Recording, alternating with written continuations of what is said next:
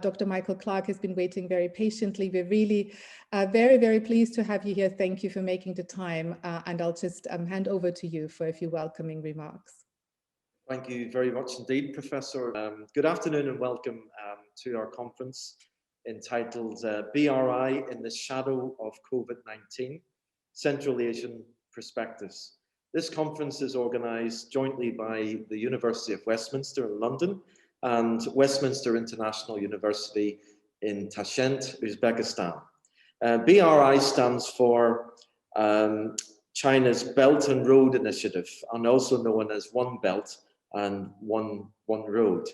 And the project is one of China's most ambitious foreign and economic strategy to invest in nearly 70 countries and international organizations. In a nutshell, it is China's footprint in global foreign direct investment. The BRI will promote the connectivity of Asian, European, and African continents and their adjacent seas, establish and strengthen partnerships amongst the countries along the Belt and Road. Today's conference is comprised of several informative presentations to discuss the BRI initiative. I would like to hand back to Professor Weilander, who will be our conference moderator for today. Thank you very much. Thank you so much. Thank you so much, Dr. Clark. Right, so we are really right on time so far, nearly 10 minutes into the conference. I'm very pleased about that. I wanted to say that the chat function will be enabled during the Q&A, and you can pop any questions that you have during the Q&A. You can either pop them in the chat, but we will also allow you to unmute yourselves during the Q&A. So if you would prefer to ask a question directly during the Q&A session, then that is also possible.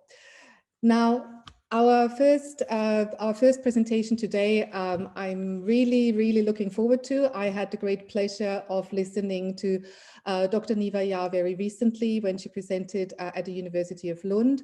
One of the many positive things, of course, about operating virtually is that we are able much more easily to pop into events and seminars and conferences wherever they take place in the world. And even though I just mentioned the disruption of our meal times and, you know, possibly your evenings or wherever you might be, perhaps we forget how much sleep and also meal times get disrupted through international travel when we travel far distances.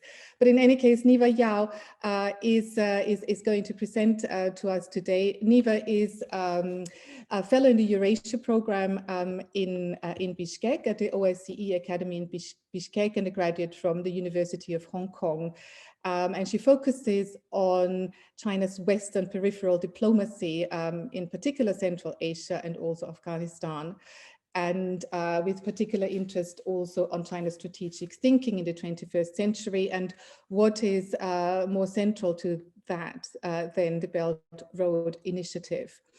Niva has prepared a presentation, a talk for us today to look at, the different realities and sometimes perhaps also the disconnects between what is the official discourse on Belt and Road in Central Asia and what are the realities on the ground. So without further ado, Niva, I'm going to pass over to you. You have more time than the other speakers today. I will give you, I will alert you to when there's 5 minutes left in your talk. I hope that's okay. But otherwise, I think you've been made co-host now and should also be able to share the screen if that's what you intend to do in terms of slides. Welcome, Niva. Yeah, thank you, organizer. And I think I will just talk because it's only half an hour, and just bear with my face. You can also minimize it if you would just like my voice. So I'd like to first use this opportunity to introduce to everyone the OSCE Academy. So we are an education project under the Organization for Security and Cooperation for Europe, which is an international security organization. Primarily with European partners, and the OSCE Academy is an education institute which offers MAs, and soon we're offering PhDs, and also we have now an expanding research department as well, where we have postdoc positions available. So I'd like to use this opportunity to ask scholars to keep in touch with us, and we will be happy to extend any collaborations with the Westminster University in Tashkent as well. Actually, we have a lot of MA students who went on to do PhD elsewhere and are now actually teaching at the Westminster University in Uzbekistan. So we should think about, collaborating in some areas. As for myself, my name is Niva. I'm originally from Hong Kong, but I've been based here in Bishkek, Kyrgyzstan since 2018. Primarily, I'm the research leader for our research projects here that are related to China. Most of our projects in terms of research here are policy-oriented research, so we don't really do that much academic journal articles, things like that, but mostly policy-oriented either for OSCE or other international organizations. For example, we just concluded a migration project for European Union, and soon we are starting another project for the World Bank as well. So the more kind of think tank type of research, which the tone of my today's speech is also will be like this as well. So this conference title is on BRI in the context of COVID, which is a very timely, a very important, timing to talk about China and COVID and the impact on this region. I'd like to just zoom back out a little bit and talk about more in general China's interest in Central Asia, and also, how this converge with Russia's interests and or compete with Russian interests. I'll go through it quite briefly because I speak quite fast, and maybe I'll use less than half an hour, but we can reserve more time for Q&A, which is also why I'm going to keep some of these topics quite brief. Just if there are particular interests in a certain kind of topic, we can go to that when we have a Q&A as well. So China and Russia's interest convergence and competition in Central Asia. We have to talk about China first. So China's short-term interest in this region is very straightforward, is to maintain support from Central Asian states with regards to its policy on Xinjiang. And that means absolutely no support for Uyghur separatists and their network scattered around Central Asia. And as we know from the events in the past 20 years, this has been extremely successful. All the ethnic Uyghur groups and many ethnic minorities from China have not been able to mobilize and organized many of support events for the independence movement in Xinjiang. And in terms of China's long-term interests, that relates back to kind of the core of Chinese foreign policy, which will always be primarily about Taiwan. But the role that Central Asia comes into play here is a pivot and a balancing act of China in terms of building a land-based trade and energy route so as to compensate for the militarization and instability on the East Coast with regards to Taiwan and South China Sea. Now, in the past 30 years, China has been, trying to reorientate Central Asia from Russia to China. And, I'm not saying that there is no more influence from Russia, because as we can see, this is obviously not true. But reorientation here means that there is less influence from Russia because there is a lot more influence from China, and there's an option now for Central Asian states. And China is doing it through three main ways. And first is economics, of course. Second is security, and also on the social aspect as well. First of all, with trade, it's very straightforward. Bilateral trade between Central Asia and China expanded at a very rapid rate, mostly concentrated with economies of the oil and gas countries, Kazakhstan, Uzbekistan, and Turkmenistan. But also this trade reorientation also happened with the railroads that China helped build on the borders of with Kazakhstan, and also helped repair the railroads and the modernization of the railroads in Turkmenistan and Uzbekistan.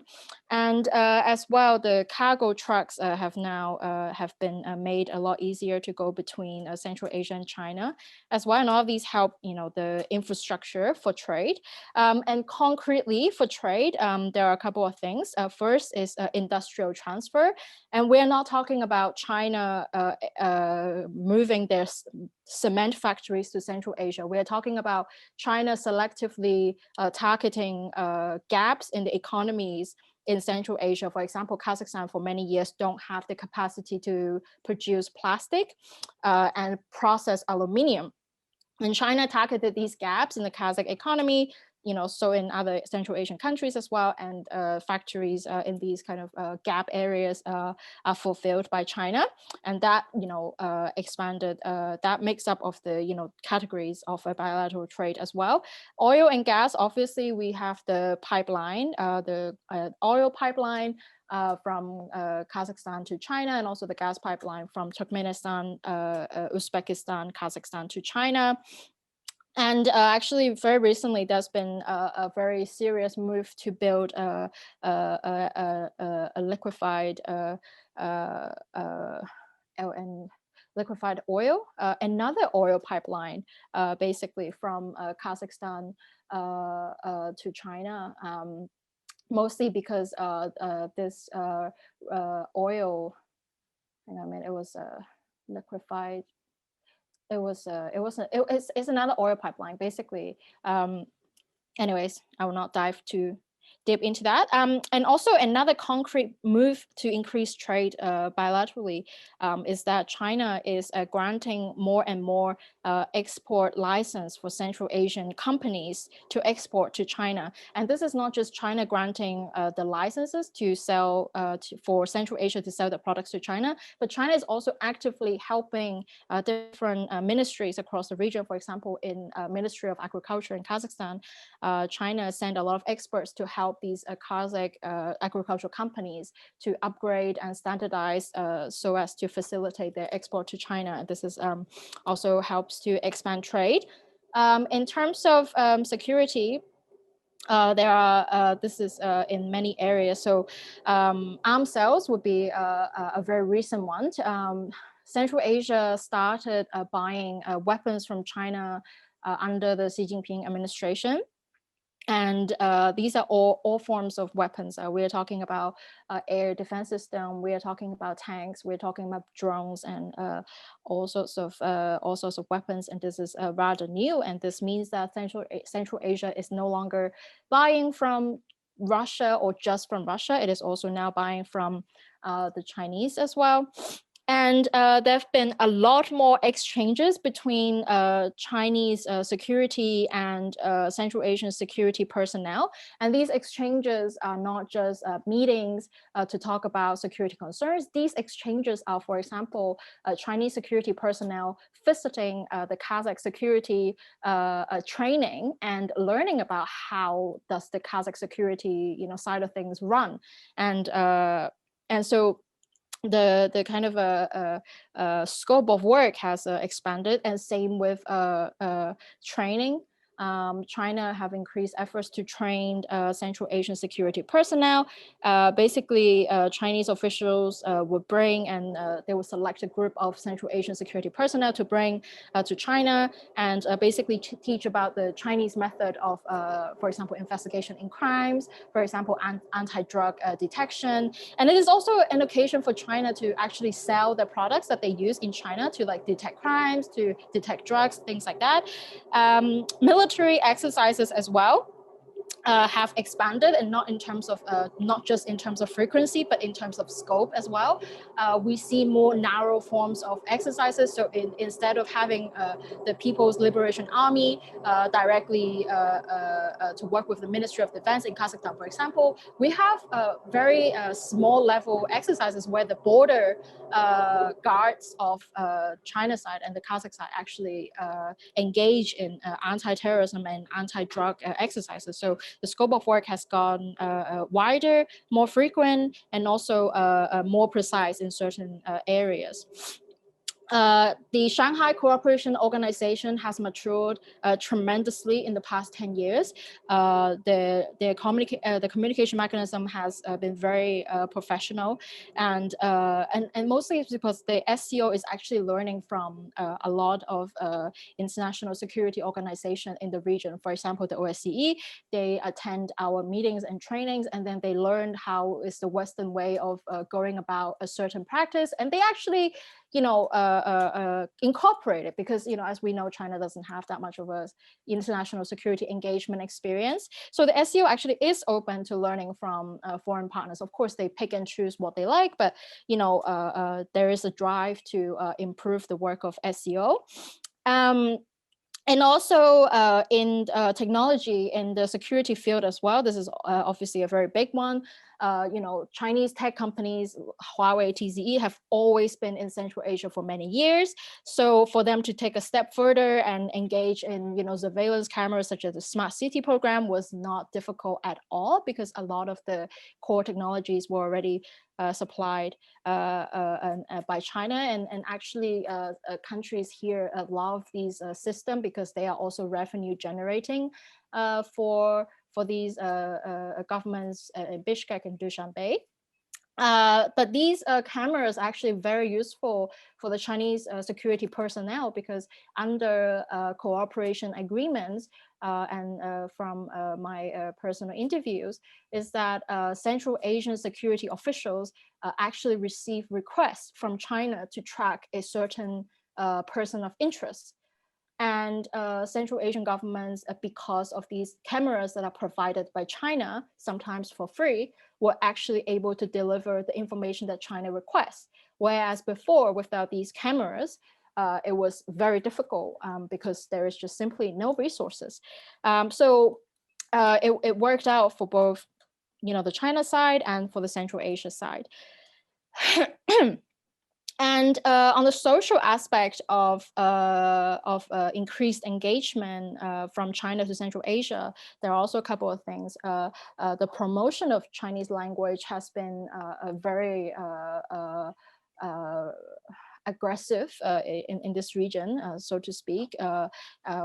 Elsewhere, we don't see Confucius institutes teaching or opening classrooms amongst primary school students as young as 8 years old. But in Central Asia, these Confucius institutes are approaching primary schools to open free Chinese language classes. And the Chinese government also came here to build a primary school in Bishkek, and where the Chinese language is a conditional for building this primary school, and Chinese language is compulsory for 8 years old Kyrgyz children. And we have a lot of young people in Kyrgyzstan that speak Chinese very fluently because, you know, it's very easy for them to find a job in Chinese companies that are here, and they enjoy a lot more social mobility than English-speaking Kyrgyz youth, for example, because once you speak Chinese, you first start as translators, but then when you build relationship and you build skills, you get promotions, so on and so forth. And this is the same with officials in Central Asia. They are also learning more Chinese, not just because they want to, but because the Chinese government has a lot of initiatives. For example, within the diplomatic academy in Bishkek, they also placed a couple of Chinese teachers that will teach officials for free. And also recently in Uzbekistan, there's also also China giving free Chinese teachers to teach the Uzbek Ministry of Defense personnel free Chinese lessons. So the logic of promoting Chinese language is very straightforward. Is on one hand, it opens up China as an option for people in trade and in many different area of things, but also because of how restrictive information is allowed in China. When you are a learner of Chinese and you read information in Chinese as a Central Asian person, you inevitably consume a lot of Chinese propaganda. Especially, you will never read, if you only read it in Chinese language, you will never read the other side of the story about what's happening in Xinjiang, or what is the Taiwan policy, or about the protests in Hong Kong. So language promotion it's been very strong and actually extremely effective. The young people here that I meet that speaks Chinese only and don't speak English, consuming these opinions, they will also repeat those kind of opinions and phrases. For example, if you have never been to China, you cannot say this about China, blah blah blah. It's something that Chinese officials like to say, and it's something that a learner of Chinese in Central Asia sometimes would also kind of consume and repeat as well. And apart from Confucius Institutes, there are now also a wave of pushing kind of the flip coin of the Confucius Institute, which is called the Luban Workshop. And the Luban Workshop it doesn't just teach Chinese language, it teaches skills, vocational skills. So whereas Confucius Institutes teach you the language and the culture of China, the Luban workshops teach you Chinese skills, especially in industrial standards, in railroad, in renewable energy, areas that have very kind of competing international standards. China is using the Luban workshops to basically have more supporters of its own standards. And the first one was opened actually during COVID in Uzbekistan, but of course it didn't open because of COVID, but it's in Tashkent. The China and Central Asia Ministry of Foreign Affairs meeting last month, China have put forward a very ambitious plan to actually open the Luban workshop in all of the Central Asian capitals. So more from Luban workshop, we will see. And all of these different initiatives, they help reinforce China's short-term goal in Central Asia through building, better relations with Central Asian countries, and also have a closer, making closer steps to the long-term goal of making this land-based trade route efficiently, because it's not just about having the road that helps transit goods from China to Europe, but it's also about having economies on this route to be as developed as, for example, the corridors along Vietnam and Malaysia and Singapore. So the growth of these economies in Central Asia is also in the interest of China to be able to bring about this land-based trade route. And of course, while doing this, it is reorientating Central Asia to China from Russia. And that is not to say that China and Russia, have completely different goals and different interests in this region, because a lot of the interests actually converge. For example, both China and Russia want stability in this region. That is very clear from Kremlin. Both China and Russia specifically are very interested to tackle cybersecurity issues. And when they call cybersecurity issues, what they mean is tackling the rise of Islam via the internet. They most of the time is under anti-terrorism, but when you look at what they're actually doing, they are closing down websites in Kazakhstan and Uzbekistan, for example, that promote Islam ideologies. And China and Russia both take non-traditional security issues very seriously. So religion would be one, but also economic growth. So both China and Russia manage, economic growth in this region differently. So China has a lot of initiatives bilaterally, of course, but also through the SCO, and Russia with the Eurasian Economic Union. And while economic growth of this region is the interest of both China and Russia, but this is also an area where they compete as well in terms of drawing the rules of the game. For example, the Eurasian Economic Union, led by Russia, wants to impose these strict tariffs for products. What it means is basically it discourages Central Asian countries from buying products from China, as China is a non-Eurasian Economic Union member. And through this, Russia is drawing the economic rules, so to kind of counter, the level of economic integration between China and Central Asia in the past 20 years. China and Russia also compete in the technology dominance. And that's not just in information technology, but also most severely in e-commerce, as well as the technologies that are on the borders. In terms of military as well, like I said, Central Asian countries have been buying more weapons from China and no longer so much from Russia, although we do see that Russia donates. So both Chinese arms and Russian arms do coexist.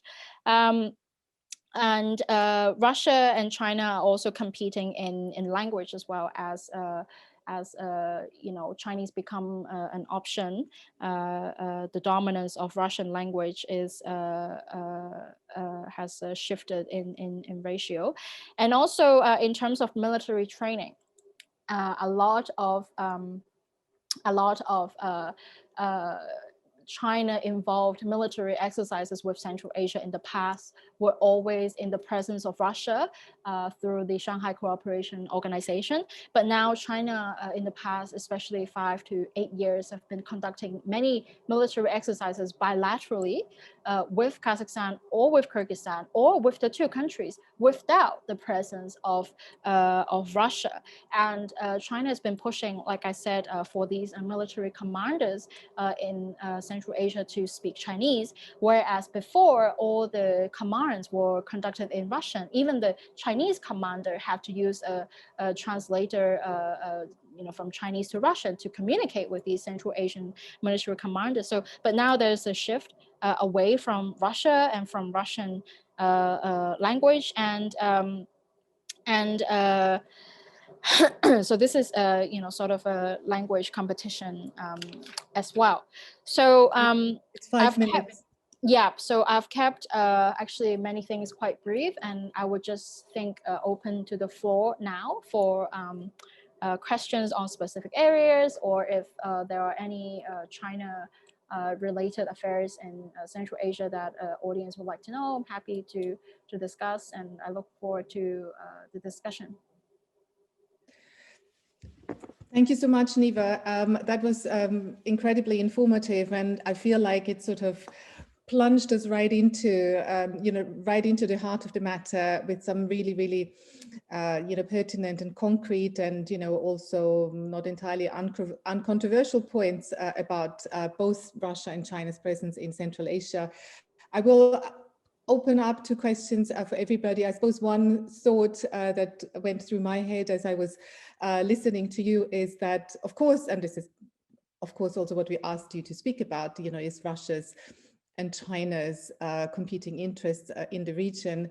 What went through my head though was, but what does Central Asia want? We know what Russian interests might be in the region. We know what China's interests are in the region. What is Central Asia's position? What does, and can we even speak of a unified sort of interests and you mentioned what Russia wants is this, what China wants is this. Well, what does Central Asia want, and what do individual countries in Central Asia want, and is that necessarily aligned with, with one another? That's sort of what went through my head. But we've got one hand up here by Andre. So if you want to unmute yourself and ask your question.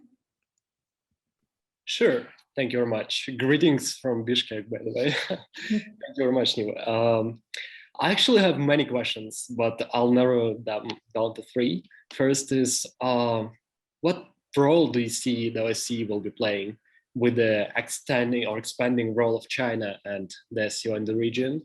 The second is, I don't know if you've done research on that, but as we know, there are many gossips, considerations that the Chinese investments are eroding the democratic performance or rule of law in certain countries. And this is especially considering Kazakhstan and Kyrgyzstan that are profoundly indebted to China, like half of their debt belongs to China, actually. So if you ever done the research on that, what would be your opinion? And the final one would be more personal, let's say. I don't know if you reside in Hong Kong or not, but do you see any sort of reservations regarding the recent, like last year, security law, national security law, with like connected with your research on China and Xinjiang? Thank you. I wonder whether we should, I've got there are two more hands up. So I wonder whether you would be happy to take and listen to a couple more questions, Nivo, take them together. The next hand that I saw up, and I can only see the names that you have put with which you've signed in. So I'm afraid what I can see on the screen is Postoim, but I don't know in what way that relates to your first or last name or neither of it. But if you want to ask your question as well. Hello, hi, my name is Maria, actually, Maria Postova. I work for the Westminster University. Can you hear me, actually? Yes, absolutely. Yes, fine. okay, right, yes. I've been listening to this with great interest. Thank you very much for the presentation. Well, you can probably guess from my name that I am from Russia, and I have been researching in Central Asia a little bit myself as part of my work in a different university. But what I observed here, and the question I have linked to that talking about Russia and China being the only players, main players in the region, I think is very limiting, because United States also has been heavily involved in the region, especially in the last 10 years or so, and they do have their own interests in there, which contradict, in my opinion, very often with those of China and those of Russia. So I'd like to hear opinion about how is this fitting into place. And also, Central Asia region is very important, not just for the countries involved, but also for Europe as well. So I'd like to know what effects all these power games are having on Europe. Thank you very much. And maybe we'll take one more from Roman, and then it's back to you, Niva. Thank you, Gerda. My name is Roman Vakulchuk. I'm senior researcher at the Norwegian Institute of International Affairs in Oslo, Norway. And we are also partner institutions of the OSCE Academy in Bishkek. Great to see our colleagues speaking here. So I have a question. So first of all, I think, you made a really great presentation of that Chinese soft power is becoming more visible and also sizable in the region with all those new, for example, military exercises, as well as the promotion of the Chinese language. But my question concern is about the financial side of the Belt and Road projects of China, especially after the pandemic. We know that right after the pandemic, there has been a discussion among the Central Asian governments to discuss the restructuring of the Chinese loans and also the terms of contracts when it comes to the BRI projects. And the first reaction from Beijing was that it was quite reluctant to discuss those issues. So I'm just wondering about the current status. Has there been some progress and updates on the restructuring of these loans given this difficult situation with the pandemic? And at the same time, we also know that China has been very active in providing humanitarian assistance to the region. At the same time, it's not so willing to actually be I don't know, be more open to discussing the loan terms with this Central Asian government. So how would you explain this? Thank you. So that's a lot for you to take in, Neva. So I'll hand back to you. There were a couple more questions that have been put in the chat, but we'll leave those until later. It's over to you. Thank you. I'll address the first question first. So what does Central Asia want? And I think it's quite clear that, you know, Central Asian countries are taking this opportunity to make the best out of what China is offering, and also get from China something that they cannot get from other players such as Russia. For example, Kazakhstan, through these Chinese industrial transfer programs, Kazakhstan is actually getting a lot of technology that they were not able to get from Russia before. For example, processed aluminium is something that Kazakhstan used to sell as raw material, raw aluminium to Russia. So of course, Russia was not interested to sell processing technology to Kazakhstan, because then they would be competing directly with Russia. But for China, as a massive aluminium industry, it doesn't matter if they sell this technology to Kazakhstan. So a lot of Central Asian countries take advantage of this. In the oil and gas, you know, building the pipeline was very cheap and so quick, and for these Central Asian countries, it was diversifying, you know, the buyers. And China, of course, as a very massive consumer economy right now, do need the gas and oil a lot, and especially Central Asian countries are also extremely interested to bring in connectivity in this region, not just within the region, but also connecting to global trade. And unofficial statistics from Kazakhstan tells that Kazakhstan is actually enjoying at least $1 billion a year just by being the transit country for Chinese products from going from Russia, you know, to China. So Central Asian countries take whatever opportunities they get. And in the past 20 years, they've been taking a lot from Russia precisely because China was offering a lot, and there was no international pressure to take these Chinese initiatives. But now there is, because of China and US you know, conflicts. It puts Central Asian states in the middle of, like, we now have to choose, like in Central Asia, between China or the West. You know, it's an uncomfortable position. Hello, Andre. I'm actually in Bishkek. He must be one of our students. Hello. So the role of OSCE is quite straightforward, as Western actors have always been interested to connect Central Asia and South Asia. That's been the discourse for the past decades or so. There's actually growing interest to work on China issues in this OSCE region. Most recently, OSCE Network had a project to look at the effects of BRI on the OSCE region, and this partly reflects the attitudes of the European diplomats who actually want to address more of what China is doing elsewhere, and thus arouse the interest of the OSCE to deal with this. But more to come, I suppose. This is still a very kind of early stages, but we lack many experts and many talents to work on these issues in the OSCE region. So that will always be, you know, a problem. In terms of eroding democracy, this is actually interesting. I have a paper coming out in a couple of months that look at how China export governance to Central Asia via training programs. So we can, I have access, luckily, to a couple of these training programs that China provide to particularly security officials of Central Asia.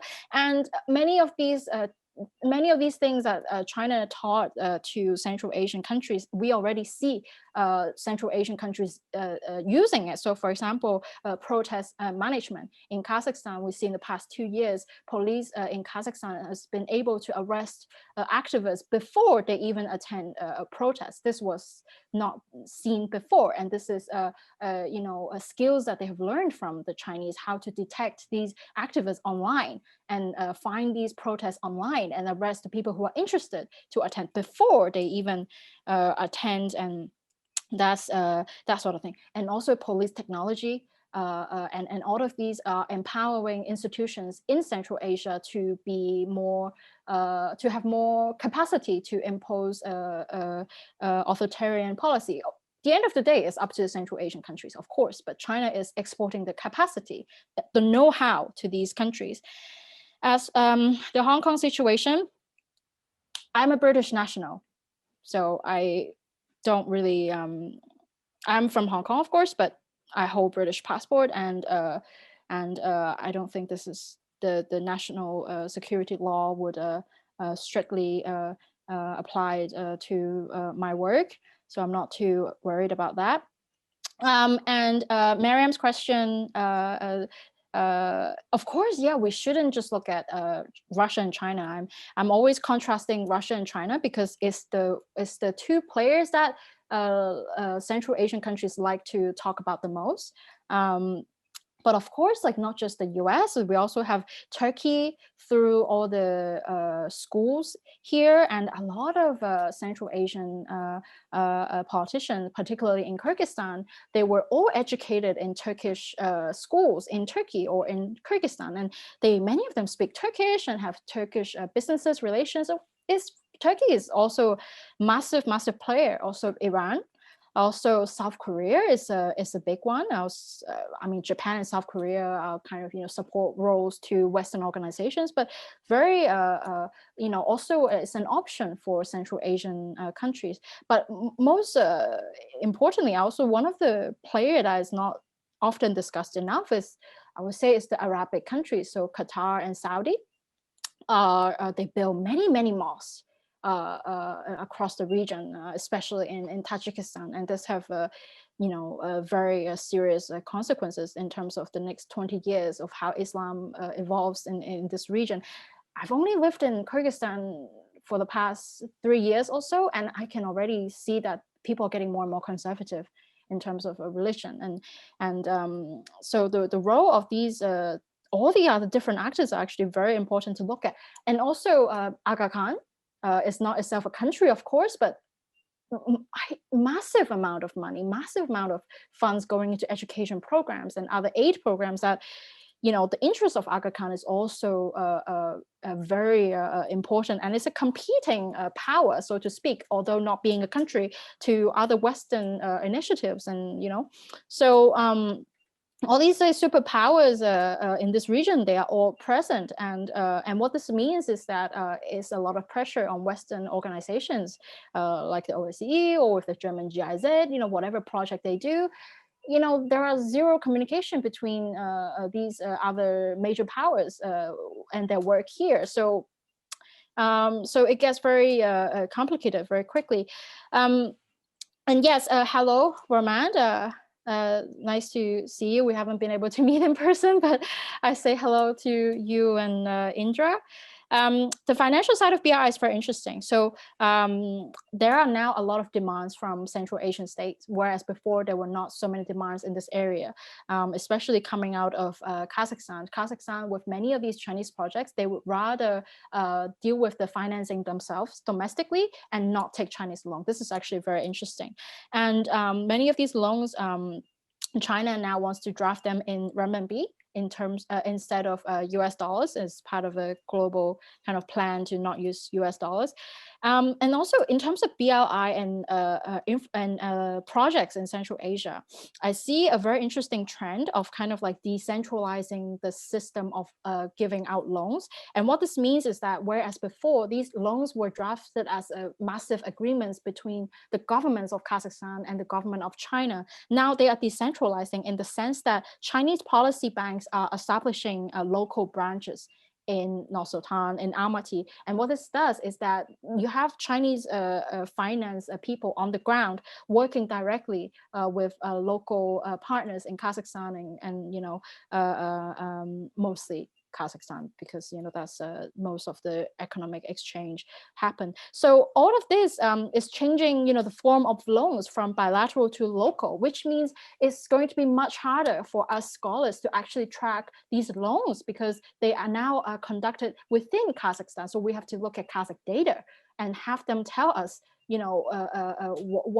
where are the origin of these loans, and we have to pick out the ones from Chinese policy banks, for example. And these agreements are also done locally now as well. So it's changing. Whether or not this is a better direction or not good direction, we have yet to see, you know, the results, but it's definitely something to watch. Great. Thank you for these full responses. There are a couple more questions in the chat, and I'm just going to read them out. So Tamar is asking whether, so he's saying that Kazakhstan and Kyrgyzstan are full members of EAEU and Uzbekistan is an aspiring member. Could you say that EAEU as a union is stronger than China's bilateral deals? And can China lead a group or team framework of some sorts? And I'll add a couple more. Tamar is saying that it took Russia around 100 years to make Central Asia speak Russian. What do you think, when can China catch up on this front? And then Iskandar is saying that Central Asian countries are trying to play a multi-partnership game in inverted commas. Do you think China can overcome this approach and have more influence than other players? So 3 very different questions. And they are in the chat for your reference. Yeah. So the Eurasian Economic Union actually faces a lot of opposition from the member states as well. Most obviously from Kazakhstan, because a lot of what the kind of Eurasian Economic Union policies that Russia wants to put forward are actually kind of stripping the sovereign rights of the member countries. For example, having a unified tax system or a unified import and export rules. These are so it's kind of like, you know, in EU, where member countries cannot make their own rules that override the European Union economic kind of initiatives. It will be the same, and these are the things that actually Kazakhstan is opposing a lot. And so while Russia is able to put forward a lot of its ideas through the Economic Eurasian Union, China is not imposing that harsh of policies through the Shanghai Cooperation Organization, because China understands all these oppositions, because many of China's economic initiatives through the SCO, they've been suggesting it since, you know, the early 2010s, you know, for the past 10-15 years, creating an SCO development bank, SCO development fund. All of these things never happened because these countries here, they don't want it, and Russia oppose it, you know. So in a sense, which one is stronger? It's hard to tell, because a lot of what Russia wants to impose was never successful within the Eurasian Economic Union. A lot of what China, the toned down version of what China put forward, actually accepted, because China went very softly through Shanghai Cooperation Organization. For example, in terms of logistics, instead of having a very unified customs system for the incoming and outgoing cargo trucks, there is China put forward a system where, okay, we will give 500 permits to drivers in Central Asia, where they will go freely in and out of SCO countries. And this is a strict system where these drivers are monitored, and this is a softer way of imposing, removing trade barriers. So instead of having very harsh, strong top-down policy, China is thinking, another way of, doing it softly and giving Central Asia a taste of what it would be like if there is a stronger, policy, something like that. Chinese language is extremely, extremely difficult, and so is Russian language, to be honest. I'm very blessed to have grown up with Chinese, but I've been learning Russian, and it's very, both languages are very difficult. I think it depends on the will of the individual. I think, for so long that Central Asian countries are not economically developing domestically, they will always look to working in other countries or cooperation with other countries. And as the Chinese economy continue to grow and bounce back from COVID, people will always look east. And I think, and this has very strong incentive for learning Chinese language. It's very interesting because many of the Chinese speaking Kyrgyz young people that I've spoken to, they don't really none of them wanted to learn Chinese as their own initiative, but they were pushed by their parents. But their parents are not necessarily pro-China neither. They're like, well, yeah, we don't like China, but it's important to learn Chinese language because that's the economic future. You know, you have better jobs if you learn Chinese language. So it's a very strong movement. It might take another 10, 20 years, but today I already see many Chinese speaking young people, and actually not just even young people, like in Kazakhstan 20, 30 years ago, Kazakh elites and Kazakh businessmen were already learning Chinese language, and many of them in the 50s and the 60s are absolutely fluent in Chinese language by now. So it's less visible, I think, when you're in a circle where locals are predominantly Russian speaking or English speaking, but the world of Chinese speaking Central Asians, they do exist. It's just less visible, but they definitely do exist. Central Asian countries trying to play multi-partnership game. I think China is not overcoming this problem because I don't see Central Asian countries comfortably leaning towards China, especially now with China-US conflict. They are very caught in the middle. They don't like this, especially with Kazakhstan, with the whole problem of ethnic treatment. They don't like to have this problem in the public discourse and having to deal with managing or not managing that will create problems in terms of bilateral relations with China. So I think other players other than China, if they want to address Chinese influence or Chinese kind of posture in the region, Central Asian countries are actually very willing to counter, I suppose, Chinese influence and posture, because they're still trying to please everyone. Of course, sometimes it doesn't work, but it's still they are always constantly trying to find a compromising a solution in their foreign policy. I will need to unfortunately stop you here, Niva. It's almost exactly 12. We're just a few minutes over the time, but thank you so much. I mean, that was just such a fantastic start, getting right into it, and it's just such a pleasure that this is not the end of the conference, and that this was just really the warm up. But what fantastic insights you've provided us with. So thank you very, very much. We have now we are starting the next presentation at 6 minutes precisely, so 5 minutes past 12. So we have a short break, slightly shorter than originally scheduled. Please feel free, to step away or take a comfort break, whatever you need, and we will start the next presentation in 5 minutes time exactly. Thank you again, and there is a big virtual round of applause for you, Niva. Thank you so much.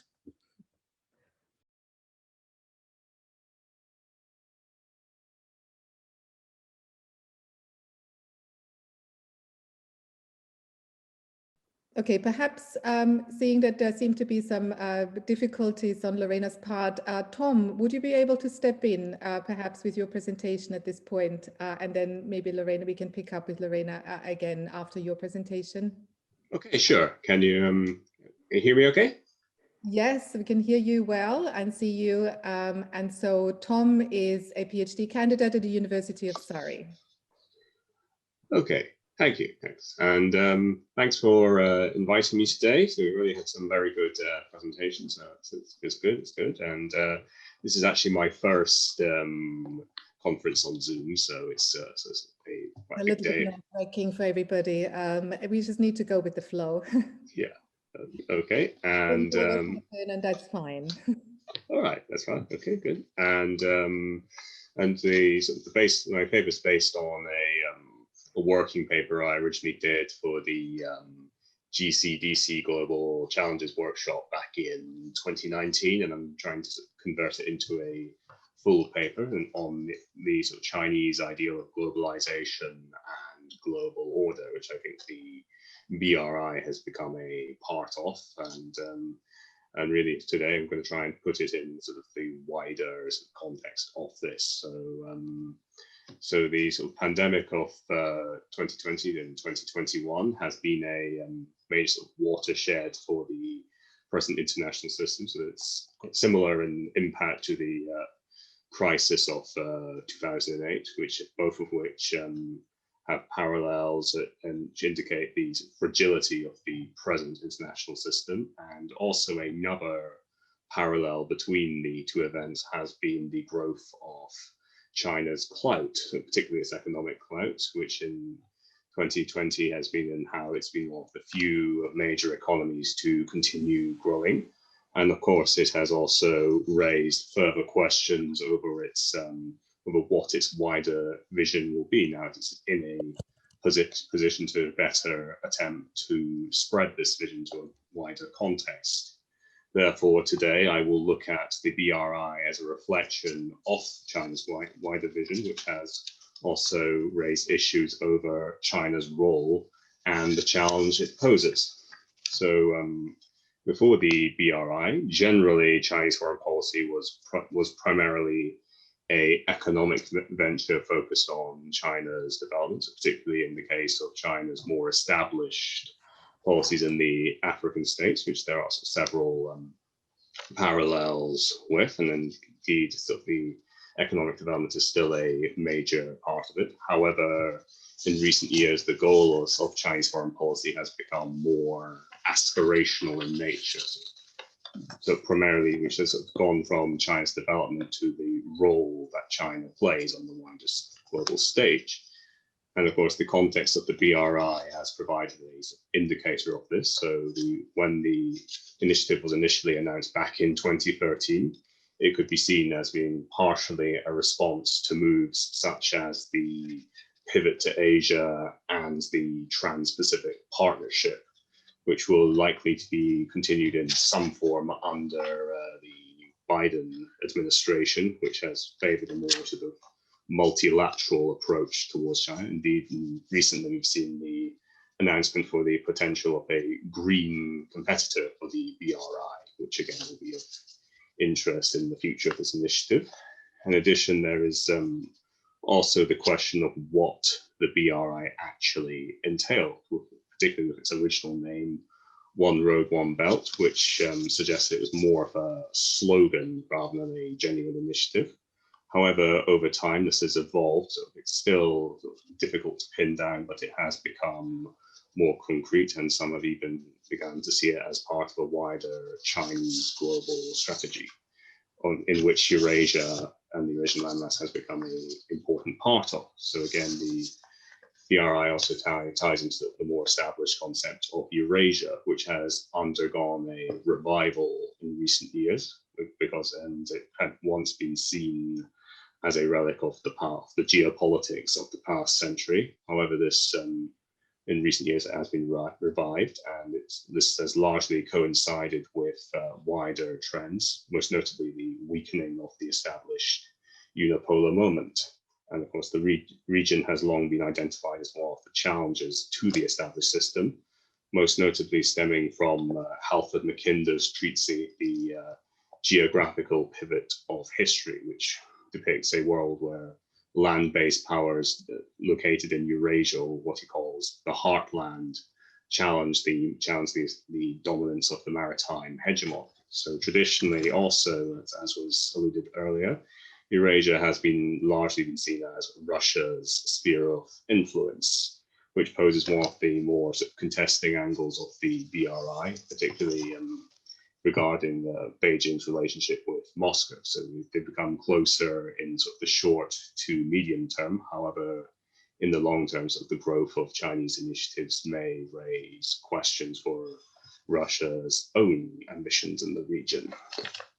At the same time, China is also approaching Eurasia from a sort of a lens which is largely sort of has some differences from the previous images. So again, it's a legacy of China's earlier policy of going west after the Cold War, and also it has frequently invoked the Silk Road as both a form of China's identity as well as a mechanism as a political mechanism.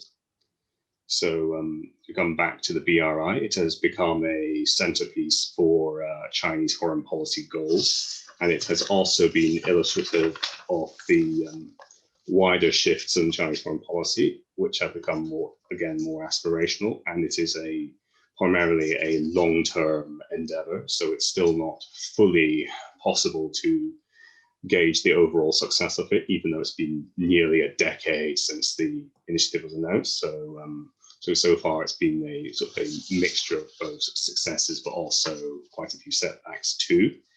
And so the BRI is often seen as a geopolitical phenomenon, but it's also a geocultural one. So this has been particularly the case with the utilization of the Silk Roads, which have been used both as a indication of China's perception of its identity, which it wants to spread to a wider context, as well as being a means for China to organize its relationships with the Central Asian states.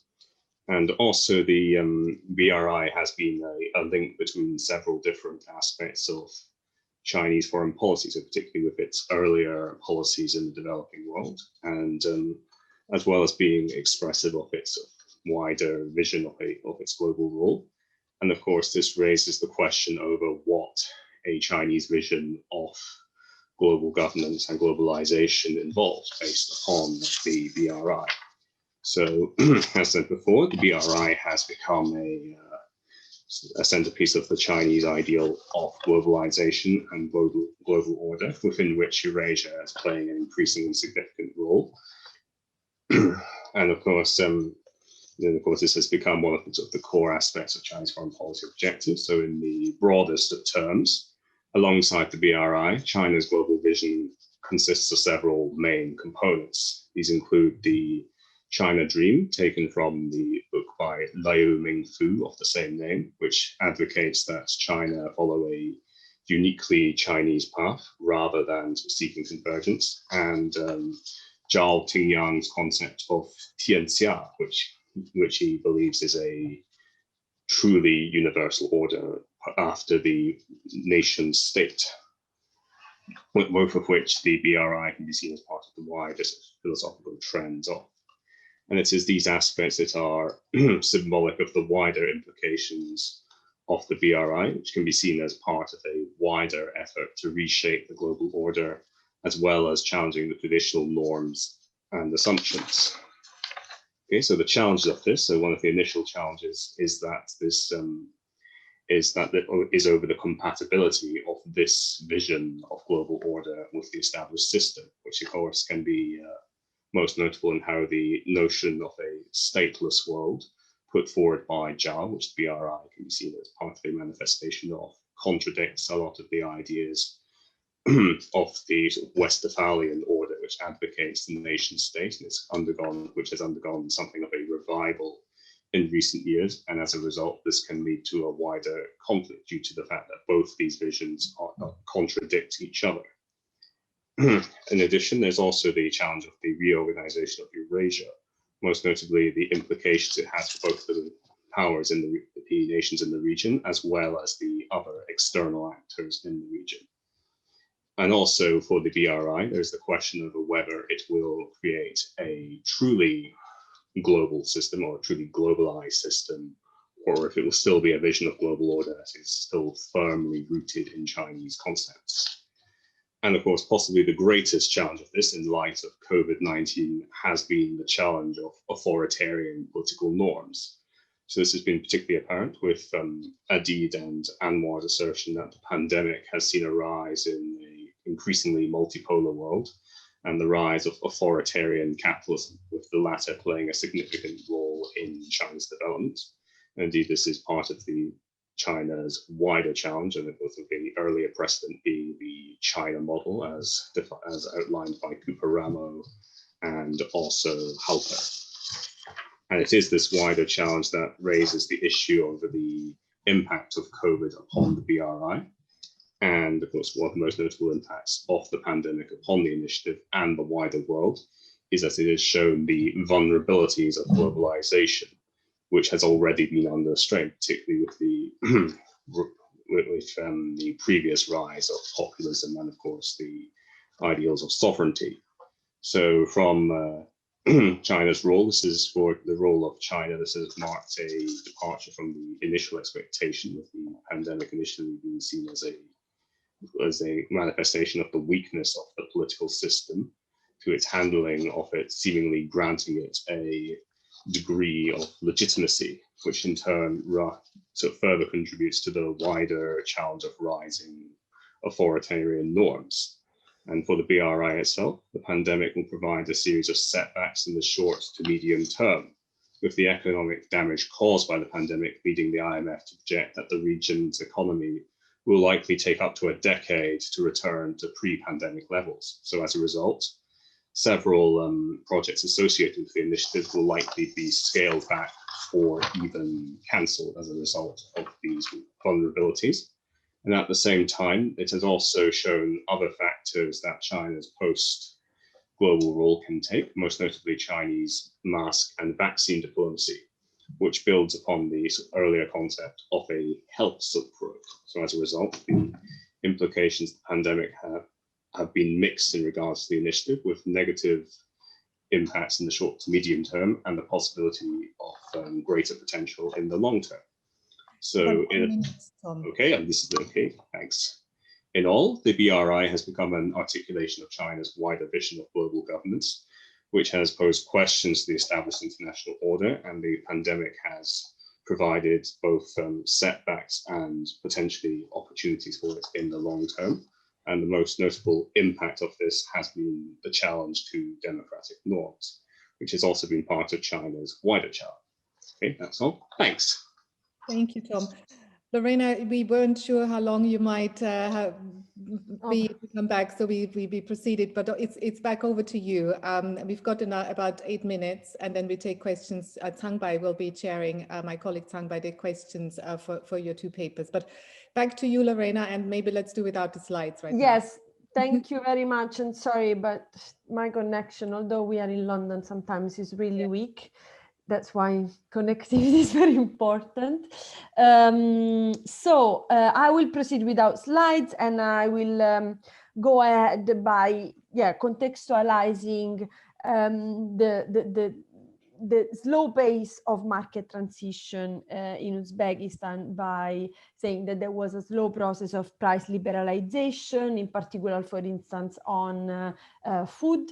And for instance, there was price control of bread, and all these manipulation and interventions in the real economy have gained for quite some time a current account surplus that was able to finance a sort of structural transformation.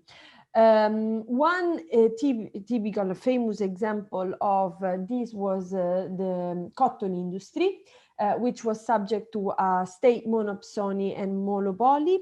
There were forced quota system applied to farmers in terms of restriction to the price and volume and the location of where specific crops were supposed to be produced. At the same time, there was an indirect taxation, so the price of cotton in the internal market was lower than the average price market, but they were also supported by some sort of subsidies with regards, for instance, of fertilizers and preferential access to land. This has made, so although there's been a very contested literature on the socio-economic implication of the cotton industry, and I participated in the debate, so if you're interested, I have an article published in 2009 on this, 19 on this. There is they may manage to become the fifth producer of cotton in the world and the sixth exporter in the world of cotton, unprocessed cotton, which actually give them access to a large amount of foreign exchange and dollars. Another very interesting industry, also in agriculture, that has a very strong implication for the structural transformation, so the development of the country, is the wheat industry. As China, they pursued a self-sufficiency policy. So through a semi-quota system, a system of public procurement and price regulation, they became able to increase the production per capita of wheat, which had two strategic objectives. One was to reduce the use of foreign currency to import food. And we have been seeing during the financial crisis that there are huge implications in the balance of payment of many developing countries. And to ensure food availability and therefore food security in rural areas, considering that Central Asia and Uzbekistan in particular is facing a huge population pressure. This has given, and I have some graph, but I will explain it to you orally. There have been implications for the poverty rate was reduced dramatically, food security standards, so all the usual indicator of sustainable millennium goals. Uzbek has been one of the biggest achiever, let's say. Also in terms of GDP, and while maintaining a low public debt at around 23%.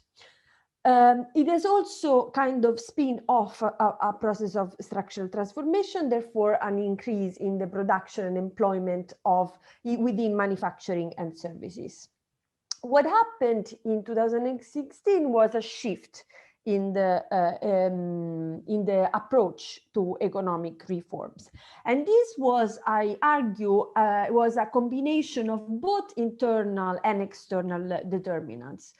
First of all, there was an internal demand for instance, higher wages and urbanization and middle class creation that is increasingly demanding jobs. And also, if you want liberal changes, and this as therefore needs an economy and in an industry and services that can be able to absorb this supply of labor. And this demands both technology, so technological change and technological transfer, and an integration in the global value chains and therefore international trade. At the same time, we've been observing that global governance pressure coming from the West, therefore identified as World Bank, IMF, and WTO, were increasingly pressured the government to make, price right. So, and I quote a quote from Lagarde, who at the time had a visit in May 2009 to Uzbekistan, and she said, "But will these investments be challenged to the most competitive and profitable firms?" That has been a constant question in Uzbekistan. The answer is yes, if the price is right. So therefore, she acknowledged the fact that Uzbekistan was going through a process of public investments to develop the industry of the manufacturing sector in the country, but at the same time she was questioning the methods behind that, because there were actually the distortions typical of a more heterodox approach to development. At the same time, the second factor is, which is the topic of the conference, is the BRI. BRI is being perceived as an opportunity in that sense, both for the leverage, like volume of investments, but also credit in both infrastructure and energy. So without going through the details of the economic technicism through which the Uzbekistan has been going through, since 2016-17, there has been a cut of import tariff, there has been several price liberalization that culminated in the foreign exchange liberalization. There has been the establishment of the State Committee for Privatization, the Monopolization and Competition, which kind of endorsed a number of anti-monopoly law and facilitated the integration of private capital, both from the domestic actors and foreign players. There's been established— 1 minute, Lorena. 1 minute. Yeah, foreign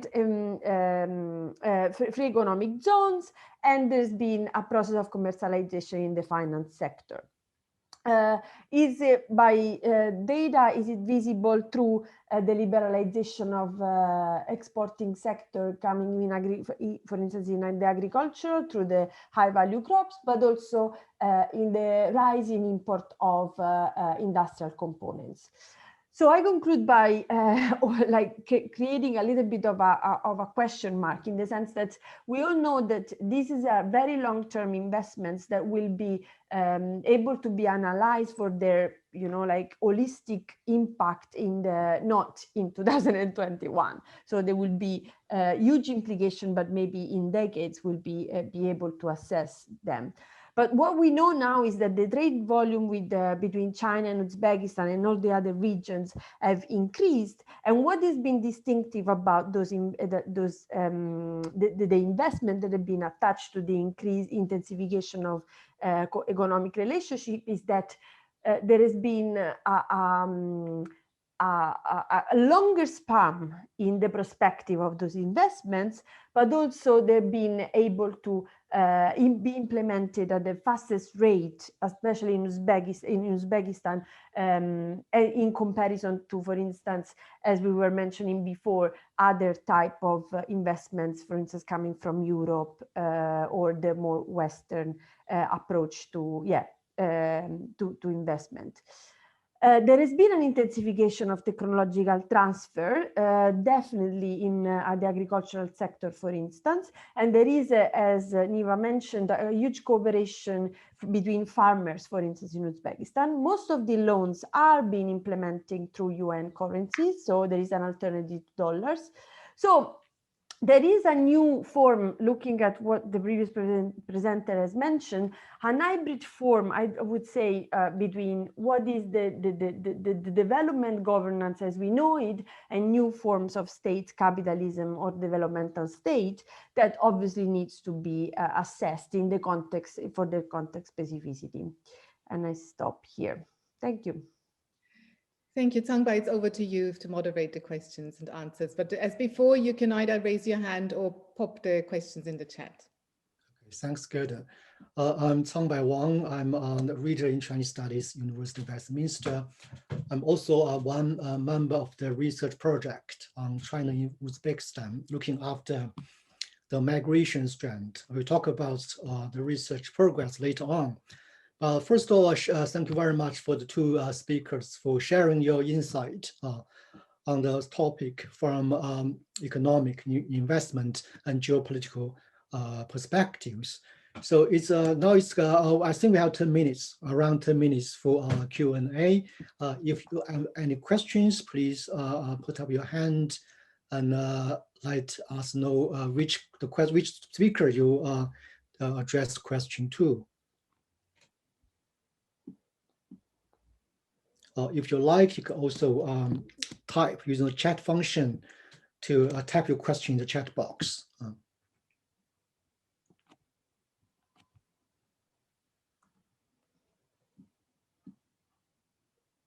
Okay, we have one.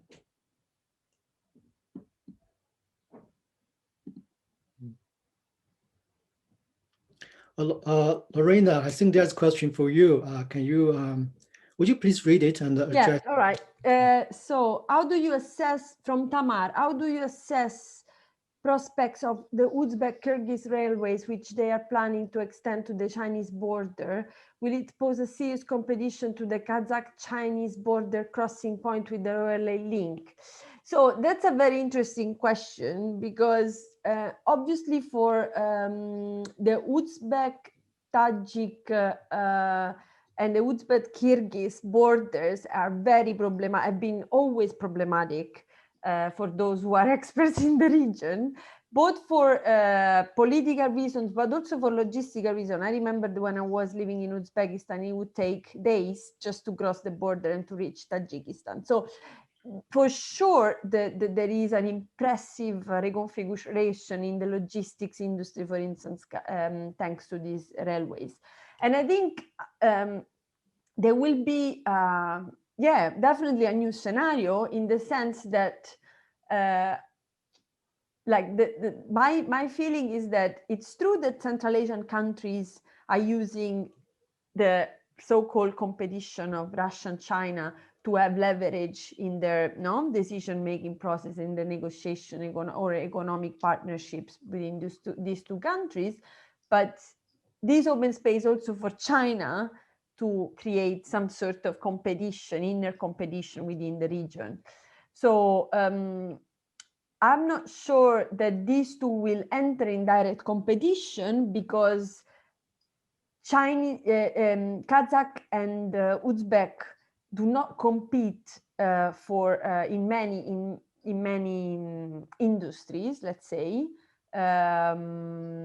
with some overlaps, but there are not many overlaps. So, but yeah, definitely it's something that has to be observed. Thanks. Thomas, would you like to also comment on this question? Because it's, I think, related to geopolitics, and we talk about the Asian Silk Road, and now we see the development of modern transportation system. To what extent is related to the making up of new idea and practice of geopolitics in this area? If you could, a brief comment on that, I'd appreciate it. Yes, I think it's generally become a more sort of competitive thing, and I think this is one thing we will see again with the sort of, particularly with the regional powers, where I think they will try and get a better regard. Because I think the big issue I have with them seeing it as primarily a geopolitical thing is it assumes that the regional states have little to no agency, but in fact they do. So again, this has been particularly the case of the BRI, and also with the concept of debt diplomacy, where again that's sort of the big limitation is it sort of assumes they have little or no agency. And I think that is what we will see, is we will see sort of the regional powers of balancing Russia, China, and also any of the other regional competitors against each other to try and secure a better deal potentially. But again, but yeah, things will become particularly intense should this proposed alternative to the BRI to announce that the G7 comes to effect.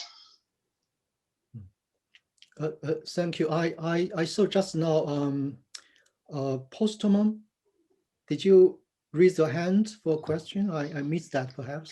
Oh, hi, it's Maria again. Sorry, I just typed the question in the chat, but I have two buttons on my laptop broken, so a bit mistyped them.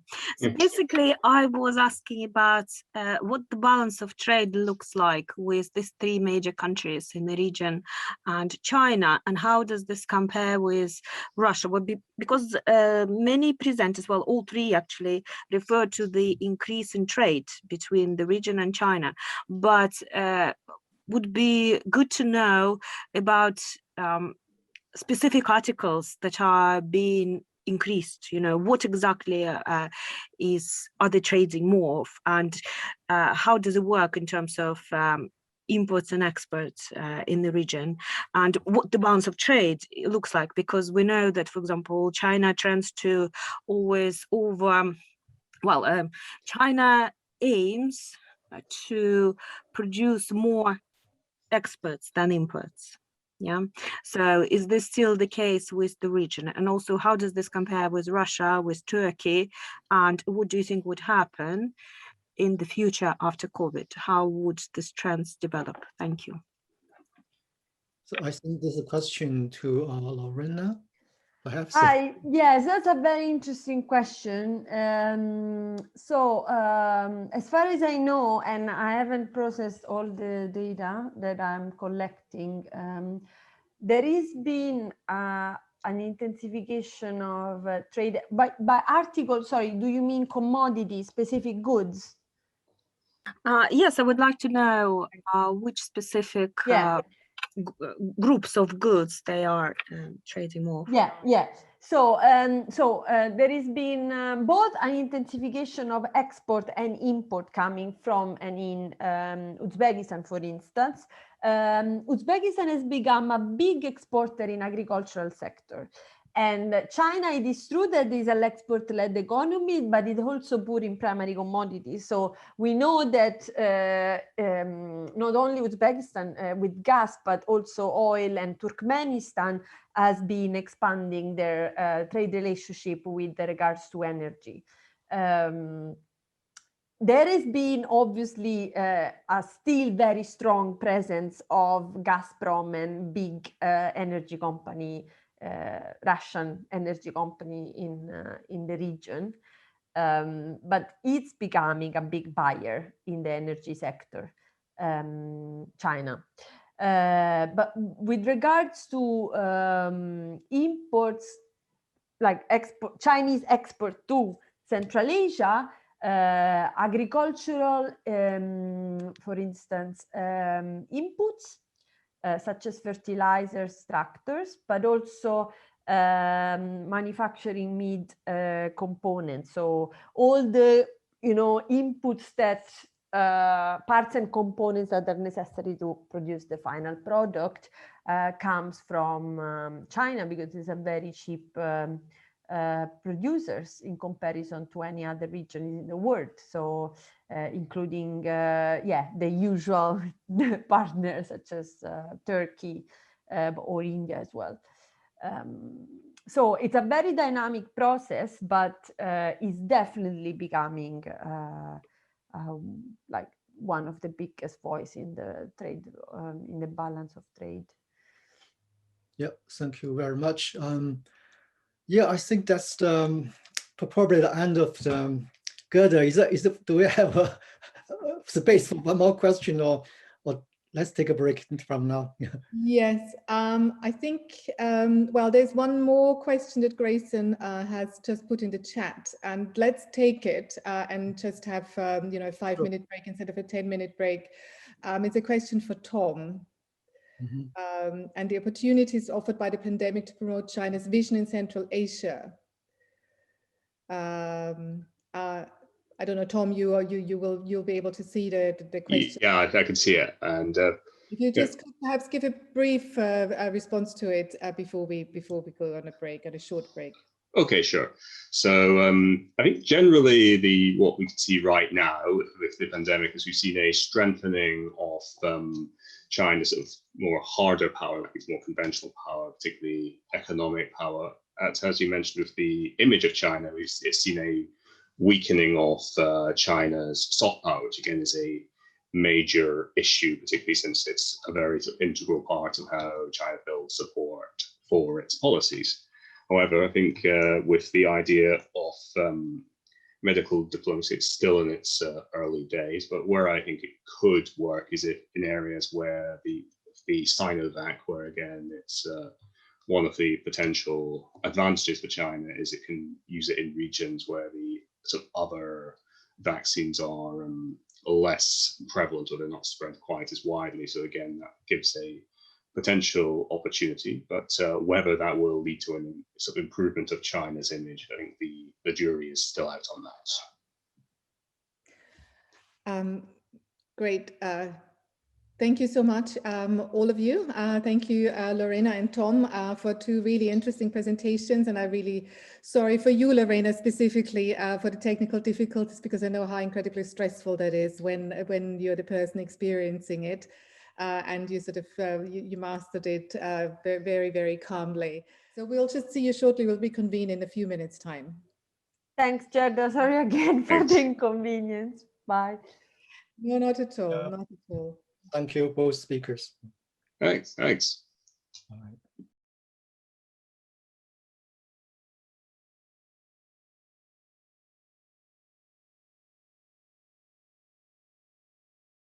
I actually hand over to Karen, my colleague, Dr. Karen Jackson, to lead us here and to start us off. That's lovely. Thank you, Gerda. Can you see the slides okay and hear me okay? Both very good. Great. Okay, so a pleasure to see everybody here today. I was really excited about this event. So I have the pleasure of starting us off with an outline of the project that we've all been involved with. So we've particularly looked at China's role in Uzbekistan through the lens of the Belt and Road Initiative. So the project we've been working on looks at 3 strands: trade and investment. So this is the area I focus on, and also migration and Chinese language, all of which are topics we've of course touched on already today. So just as Gerda mentioned, in fact, the 3 researchers, myself, Kanbai and Gerda, who come from the University of Westminster, are all connected through the Contemporary China Centre, of which we're members. We're joined by colleagues from our university in Tashkent. So I think it's probably worth saying at the outset that this project really is aimed to be a pilot. So the idea is that we will take this work forward and develop a larger scale project. So it's a scoping exercise to see what the key issues are and to really get some more in-depth idea about the research questions which would be interesting in a broader project. So I just want to, for like 2 minutes, introduce some of the things that we found around the trade and investment strands. But perhaps I'll first just say about the methods we've used across the work we've done so far. So we've done we've collected some archival data, and my colleague will describe the media analysis in a moment. And in addition to that, we've also interviewed a number of respondents, which we've purposefully sampled. And in the case of trade and investment, we've selected these respondents from various institutions. This isn't to say that with a larger scale project, we would confine ourselves to institutional respondents, but that's what we started with in order to scope this out. So a few kind of key facts that I would just like to highlight. One is, of course, the commonality between Uzbekistan and China in the context of this idea of opening up. And it's quite important to recognize that Uzbekistan is positioning itself and has been positioning itself for a number of years as open to investment. So it's a very pro-investment sort of stance. And it's quite important to think about that because it's a thing that distinguishes Uzbekistan from other BRI countries in many ways. Because what you find, even in a European context, but also across other BRI countries, when you think about Chinese investment, you often find that China, in fact, is the only investor or the major investor which is interested in investing in what might be perceived to be a risky country. This is really not the case in an Uzbek context. There are quite a lot of competitors. There's quite a lot of interest in this growing market. And if you have a casual look at Uzbek technology parks, you'll see that there's a number of competing initiatives which have been funded by various countries, or the money has been sourced from various countries. So Uzbekistan is open to investment, but China has competition in this market. So they are willing to lend at low interest rates. We've mentioned that, but that still doesn't mean that there's not any other options on the table. The other thing that's really important, which I'm sure everybody's aware of, but just to think about in the context of the BRI, is the fact that Uzbekistan is double landlocked. So in a development sense, this is a very important feature of Uzbekistan. And this makes initiatives like the Belt and Road trade routes really very important in the development agenda for Uzbekistan. And we've actually touched on already in this these various sessions that in fact all the deals are not done. There are future potential trade routes which are still being negotiated, which could also bring further advantages to Uzbekistan. It's also worth highlighting that Uzbekistan has been argued to potentially gain the most from these trade routes in terms of trade cost reductions. So the work that's come out of the World Bank, where they've tried to map out the lowering of transport costs across BRI countries, Uzbekistan actually comes out as potentially the biggest winner. So we don't know that for sure, but it gives us a measure of the importance that the BRI has in an Uzbek context, which I think is very important. And then maybe just finally to put some real substance around what the BRI means. Infrastructure projects or investment projects more widely within Uzbekistan. There is loads of examples of Chinese investment in Uzbekistan, but when we talk about the BRI in a technical way, we're actually talking about 10 identified projects. And really, this is all pretty new. So this was actually set out in the presidential decree from last year. And as you might expect, in fact, COVID has, of course, been a big drag on progress, but even so, this was really pretty recent. So I guess to finish my kind of section, I guess the future for doing some further research in this area is really pretty interesting, because you could take one or more of these projects and look at the progress of these projects in waves by doing different waves of interviews. Alternatively, you can also compare the examples of Chinese investment projects with other similar comparative projects which other countries have in fact funded. So I'll leave it there and turn to my colleague who's going to describe the media analysis.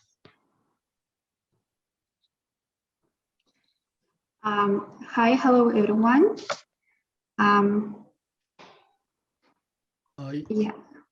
Yeah, here, thank you. So I'm Nozima Yusupova. I'm from the Westminster University in Tashkent. So basically, I'll talk about the media analysis that we started looking at from 2013 until current times. So we have highlighted some major projects from China under the BRI initiative. And the very recent one is smart farming. So it was a memorandum of understanding between Huawei, Chinese company, and the Tashkent Institute of Irrigation and Mechanization Engineers in Uzbekistan.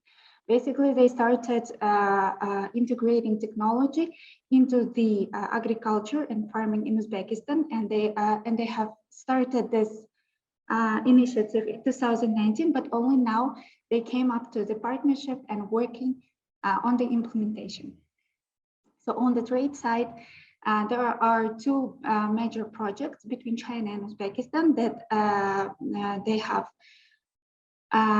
they are exporting natural gas to China. About 61% of exports are actually to China, and there are major agricultural exports to China on the first place, but we also have Russia and Kazakhstan on the second and third place. On the infrastructure projects, we have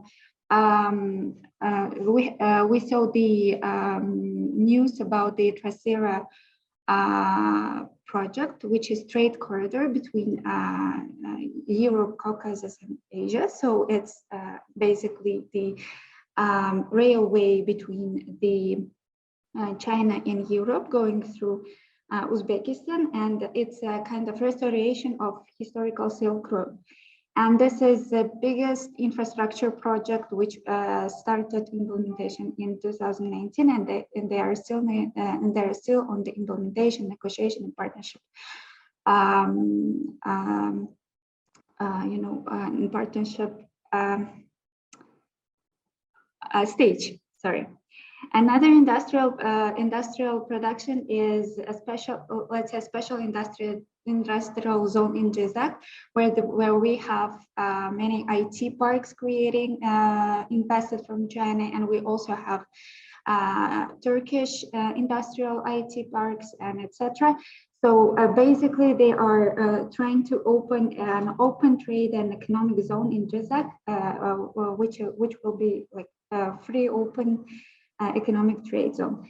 And regarding the cultural and language education, we have Confucius Institute in Samarkand region opened, and there is also Chinese language education at Uzbek universities, such as faculties and directions at the universities, and the students are learning Chinese language and they are learning Chinese culture here. And that is the most, the top news about the Chinese presence in Uzbekistan in the context of Belt and Road Initiative. And we are still looking at the progress of the relationship in this part. So I'll stop here and give a floor to the migration and cultural part, because we have two more parts to talk about. And thank you very much for your attention. Hi, Song Bai. We can look at the movement of people alongside the movement of capital, goods, and ideas. And migration is, and also try to look at if there is emerging Chinese communities in Uzbekistan. The concept immigrants is broadly defined. I think it's about people on the move, including people who go from China to work, to study, to travel in Uzbekistan. Also, it's not only one way, it's two ways. Also about the number and type of people move from Uzbekistan to China for education and for employment, etc., etc. So we're looking at the emerging two-way mobility in this very interesting area. Because of the COVID-19, we couldn't conduct the field work as we expected. So in terms of access to data is limited. So it's difficult to, at the moment, establish accurate number in terms of how many Chinese in Uzbekistan. I think it's more meaningful at this stage to look at what patterns has emerged, what kind of different kind of mobility is there, how they are connected with each other. So generally speaking, I identified three different kind of patterns or waves in the transborder mobility. The first one is historical pattern, can trace back to the 19th century in the Qing dynasty, well before they established the PRC. Number of Muslims fleeing China due to the conflict between Muslim and Han, and so they settled down in a number of Central Asian countries, including Uzbekistan. And they now have, of course, they are now citizens of Uzbekistan, but they also regarded as one of the ethnic minorities. They speak Russian, but also they speak the dialect of Gansu, the western part of China. This is very interesting thing, and also added additional layer to the understanding of movement, migration to Uzbekistan.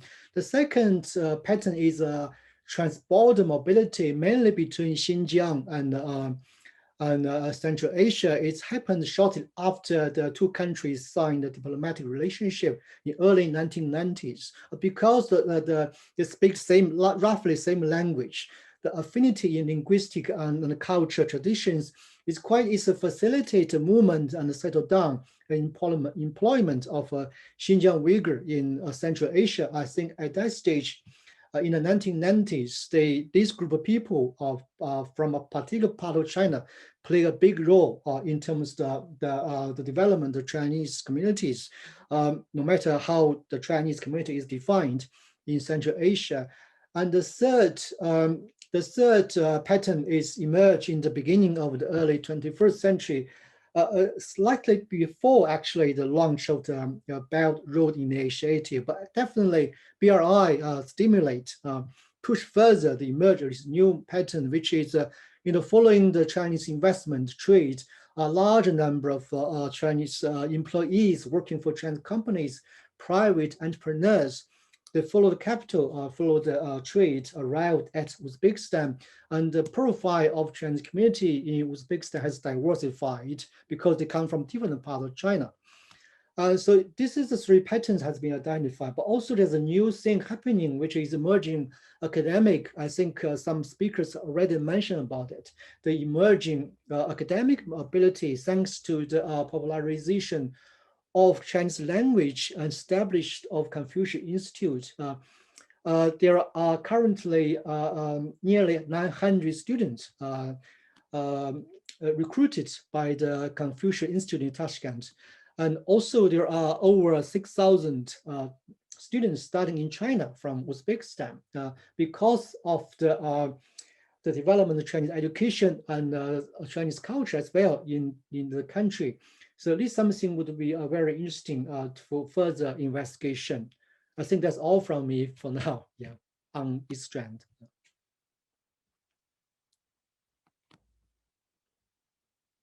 And I'm muted.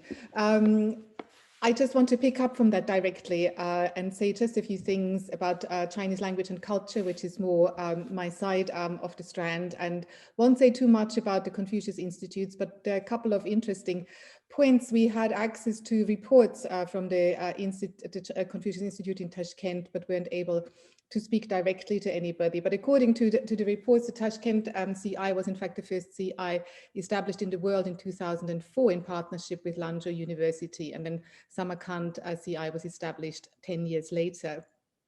And according to the reports, it would appear, at least according to the figures that we received, that there has actually been a drop in the number of students taking up classes since 2018. So they're actually were high in 2018 and are climbing back up again. And the numbers that you can see on this slide actually report all students. That includes martial arts classes and culture classes in addition to language classes. Of course, what we cannot see here in this data is the types of language education and language training that Niva Yao referred to in her introduction, that is more targeted at specific groups of professionals, for example, and is directly done via, you know, diplomatic channels and others. So this is what the Confucius Institute reports. I think I'd say broadly, this is a reasonably modest uptake still. There is also one partner middle school in Tashkent, number 59 middle school, where a Confucius classroom has been established, and the numbers of the students though here in Tashkent at least, and of course that's not the whole country, includes those in the middle school. Now, just to conclude, perhaps the most interesting data that we have been gathering is just very limited but nonetheless interesting focus group data that we conducted with students at the Westminster International University in Tashkent. And we asked them questions in the focus group around their awareness of China in Uzbekistan, any sort of observations that they've made in terms of China's presence or visibility. We also asked them a question in relation to their either experience or intentions of studying Chinese, and also a few questions in terms of the appeal, both in terms of influence and power of different players in the region, as well as soft power. So one thing was that all students were absolutely aware of the importance of China for their professional future. So I think that's something that Niva also mentioned before, but they were all keenly aware that China is a very important factor for their professional lives going forward. One of the students, one out of, we had 7 or 8 students in total, one had started learning Chinese, none of the others had, although some had one declared an intention, but generally speaking, there was a fairly unanimous agreement that the language was considered very difficult, and that indeed language and cultural barriers were probably the biggest challenge, both for them and for their professional lives going forward, but also more generally for cooperation. All of them considered both the Russian language and the English language more important than the Chinese language in the region. I should say that English here, of course, these were WIAT students, so they are taught in English. So for them, of course, English will be very important. So we are obviously clear that that was a biased sample. In terms of power and influence, they were absolutely unanimous in considering Russia the most important country for Uzbekistan in terms of both certainly political influence. In terms of economic influence, there were slightly divergent views. But very interestingly, when it came to soft power, or in terms of attractiveness or appeal, for example, in terms of the ideal destination for their future careers or even future studies, all of them ranked either the US or the EU ahead of Russia and China. And actually, apart from one student, everybody considered Russia's soft power appeal the least attractive. And I think one of the, some of the points why the US and the EU were considered unanimously more attractive, the reasons that they gave was that these regions recruited the best talents. So according to the students, it's the sort of most talented go and work in the US or in Europe. And one was also very specific in saying that it is in particular the employment laws and the labor laws in Europe and the very high quality of life that made Europe look the most attractive destination. Also, interestingly, in terms of appeal and soft power appeal, China's appeal has risen since COVID. So the ways in which China not only actually managed to contain the virus, but also I think the way the story that China tells about itself and how it has it managed the virus, clearly having an impact in the region. All students commented on the increased visibility of China and Uzbekistan, predominantly through, you know, the street sign shops, you know, signs, the size of the characters. Some commented on how the Chinese characters on shops are larger than the Uzbek language, and all of them had ambivalent feelings about this. So both acknowledging the opportunities that arise from these, from the shops and the traders and all other investment by China in the region, as well as some of the pitfalls. And then to conclude, and perhaps most interestingly, none of them had ever heard of the Belt and Road Initiative. That brings us to a close. Thank you so much. We look forward to your questions, and we should move straight on to the next speaker, and apologize for going slightly over in time as well. So we are moving on to Felix, Felix Haas. Are you here? Yes, I'm here. Oh, there you are.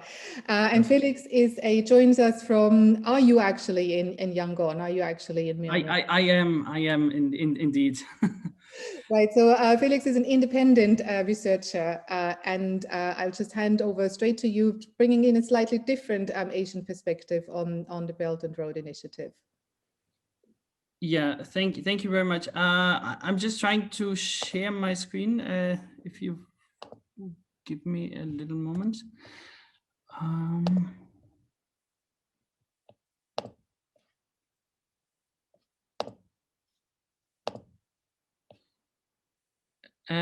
Is it possible for you to see the presentation now?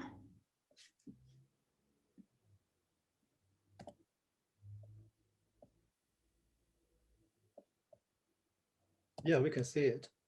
Ah, perfect, good. Just to avoid this issue like last time. Yeah, first and foremost, I'm very pleased to join this conference here, in which I would really like to contribute a more comparative analysis.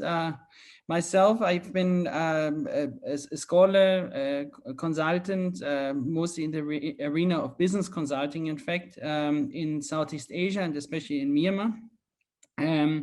But obviously, here in this region, amidst the increasing geostrategic competition, the Belt and Road Initiative obviously becomes one of the, along with the geopolitical tensions, has become one of course, one of the key issues to be considered.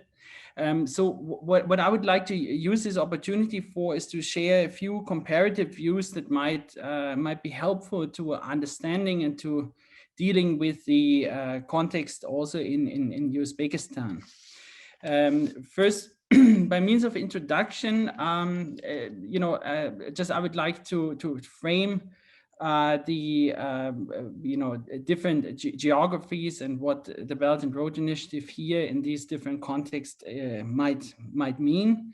Myanmar, other than Uzbekistan, is sharing a national border with China, over 2,000 kilometers, in fact, of common border. So it is a very different initiative. Geographically, in Myanmar, the Belt and Road Initiative is manifested in the China-Myanmar Economic Corridor. And this corridor would basically, likewise to the China-Pakistan Economic Corridor, allow China access to the to the Indian Ocean and to basically all the markets in the West. What I believe, initially looking at the geography is important is, of course, to see the different constraints that are there given the look at the development of Yunnan province as compared to Xinjiang, which of course is at a different level, faced by different challenges. And I hope that this comparative analysis is helping understand, basically in between emerging economies, what are the lessons to be learned, and how can this Belt and Road Initiative really be understood as it is basically a global endeavor, and as it is certainly an initiative that doesn't just concern Central Asia. First of all, I would like to, share what the basic background is to consider here any kind of parallels between Myanmar and Uzbekistan. I believe it primarily is the economic reform path that we have been seeing in Uzbekistan since 2016 after Karimov's passing. Which has opened the way for economic reforms and liberalization. And this indeed is a very similar development to what we used to see in Myanmar till the 1st of February 2021 at least, where the National League for Democracy in fact took power, and where also a liberalization focused especially on the services sectors like banking and insurance had been promoted. Just by means of introduction, this transformation path in Myanmar had been a longer path, basically commenced with an initial economic opening in the 1990s to constitutional reform in 2008, and then the gradual coming into power of a civilian administration, then through the 2010 elections, 2012 by-elections, and then finally the 2015 elections that led to the landslide win of National League for Democracy. And what we can see is that Chinese projects have always been in some way a political issue throughout these times under the different administrations, in fact. The Tencent administration suspended the Mirzon hydropower dam as basically one of the first moves. And also overall, we can see throughout Myanmar's history that the country has tried to go the way of a non-aligned country, so staying neutral, balancing Chinese influence also by, for instance, Korean and Japanese influence. What we can see as interesting factors is basically how I would argue China has managed to be resilient towards all these political changes that we have seen, not only recently, but also over the last years, in terms of its engagement. And what you can see here is basically a triangle of the stakeholders that used to be before 1st of February, it used to be relevant. And China has managed indeed to engage with all of these stakeholders on the security sector side, with the civilian government, as well as the ethnic organizations in the border areas. I mean, ethnic armed organizations controlling vast areas of the borderlands of the country relatively sovereignly. The interesting part is then to see what has especially then the civilian government under the National League for Democracy in this reform wave, similar to the reforms now undertaken in Uzbekistan.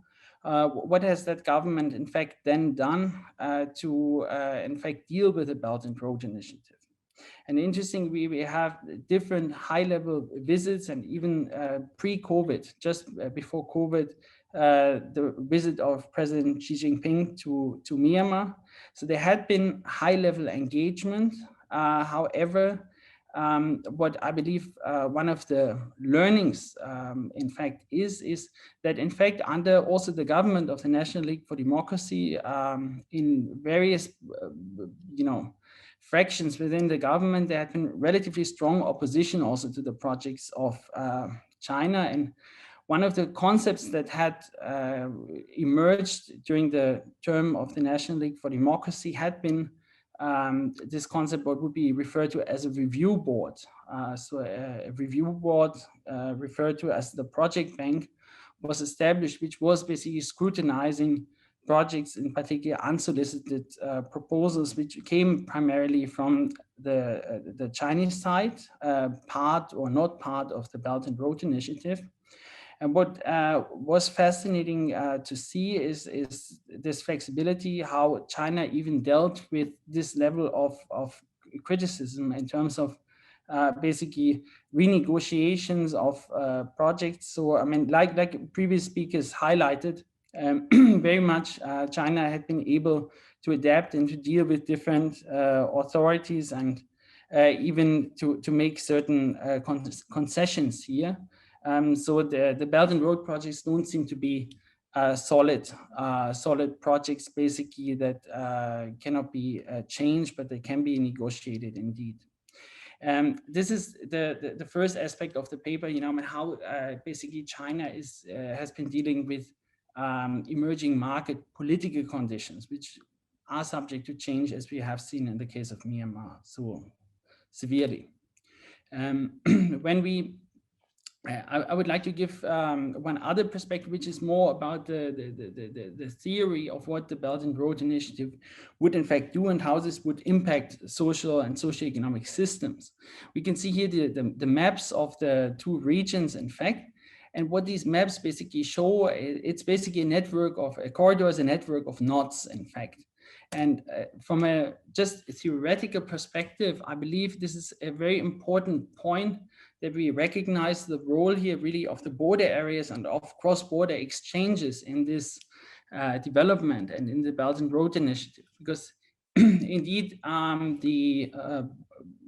basically a border basically as a human drawn line in space certainly creates distortions in a market so that people don't exchange freely.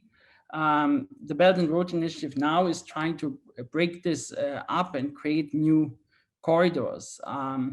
What we need to see, though, in terms of the way how these exchanges are managed, and which we have seen in Myanmar, and which we also see along the old Silk Road, looking at the upper picture on the right-hand side, there we had really traditional trade and traditional exchanges of commodities, in fact, between traders and basically border cities that would allow traders to cross the borders and to exchange. That is really how the old Silk Road worked. And now we have a different system, and I believe this is something that we need to recognize in the analysis also of Belt and Road projects and their impact also.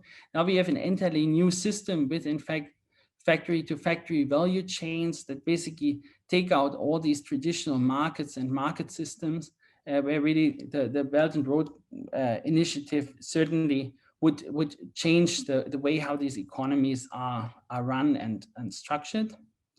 And we can see then a bit, I mean, if you look at this Myanmar example, interestingly, that on the Chinese side of the border, many of these Belt and Road projects, in fact, have taken shape in terms of, I believe, the largest railway arc bridge of the world, for instance, being constructed.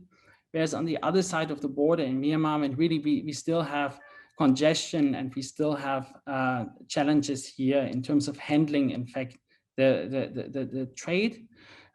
So we can expect that really, I mean, something like a border industry that would emerge is certainly a temporary phenomenon, but it, something that needs to be taken into account, because it would be the most immediate change that we might see in the respective country.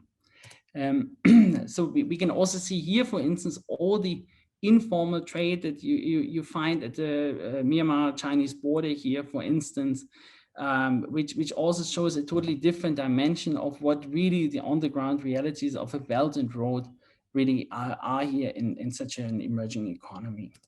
And lastly, I mean, I would just like to make one point in terms of what really we need to see and understand about the economies. And I think the most honest view on what an economy looks like and what an economy is capable of doing is certainly to look at trade statistics and to look at what the countries, in fact, are capable of producing, of exporting, and what kind of import needs they have. And we have very similar perspectives here, in fact, based on UN Comtrade data. if you compare Uzbekistan and Myanmar, with really a dependence, I mean, in Uzbekistan, of course, cotton, precious metals, copper, these types of things are few actually manufactured items. We have the same in Myanmar, basically the apparel industry as the only noteworthy industry beyond the natural resource sector. And also, if you look at the export product side, apologies, at the import product side, we can see that basically many of the products, in fact, that require manufacturing and value-added production have not been available, in fact, in the country and need to be imported. So in a way, I mean, when we analyze the preconditions, in fact, for the Belt and Road Initiative to work and to create markets for China, we need to certainly take a look at the economic constraints in the country where we see these deficiencies and a lack of diversification.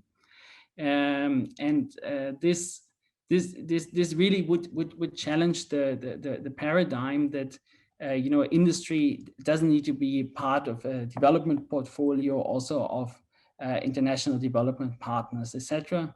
We see the Blue Dot Initiative, we see the work of the Development Finance Corporation, for instance, going in that direction. But I think we need more of this to really create broader-based development.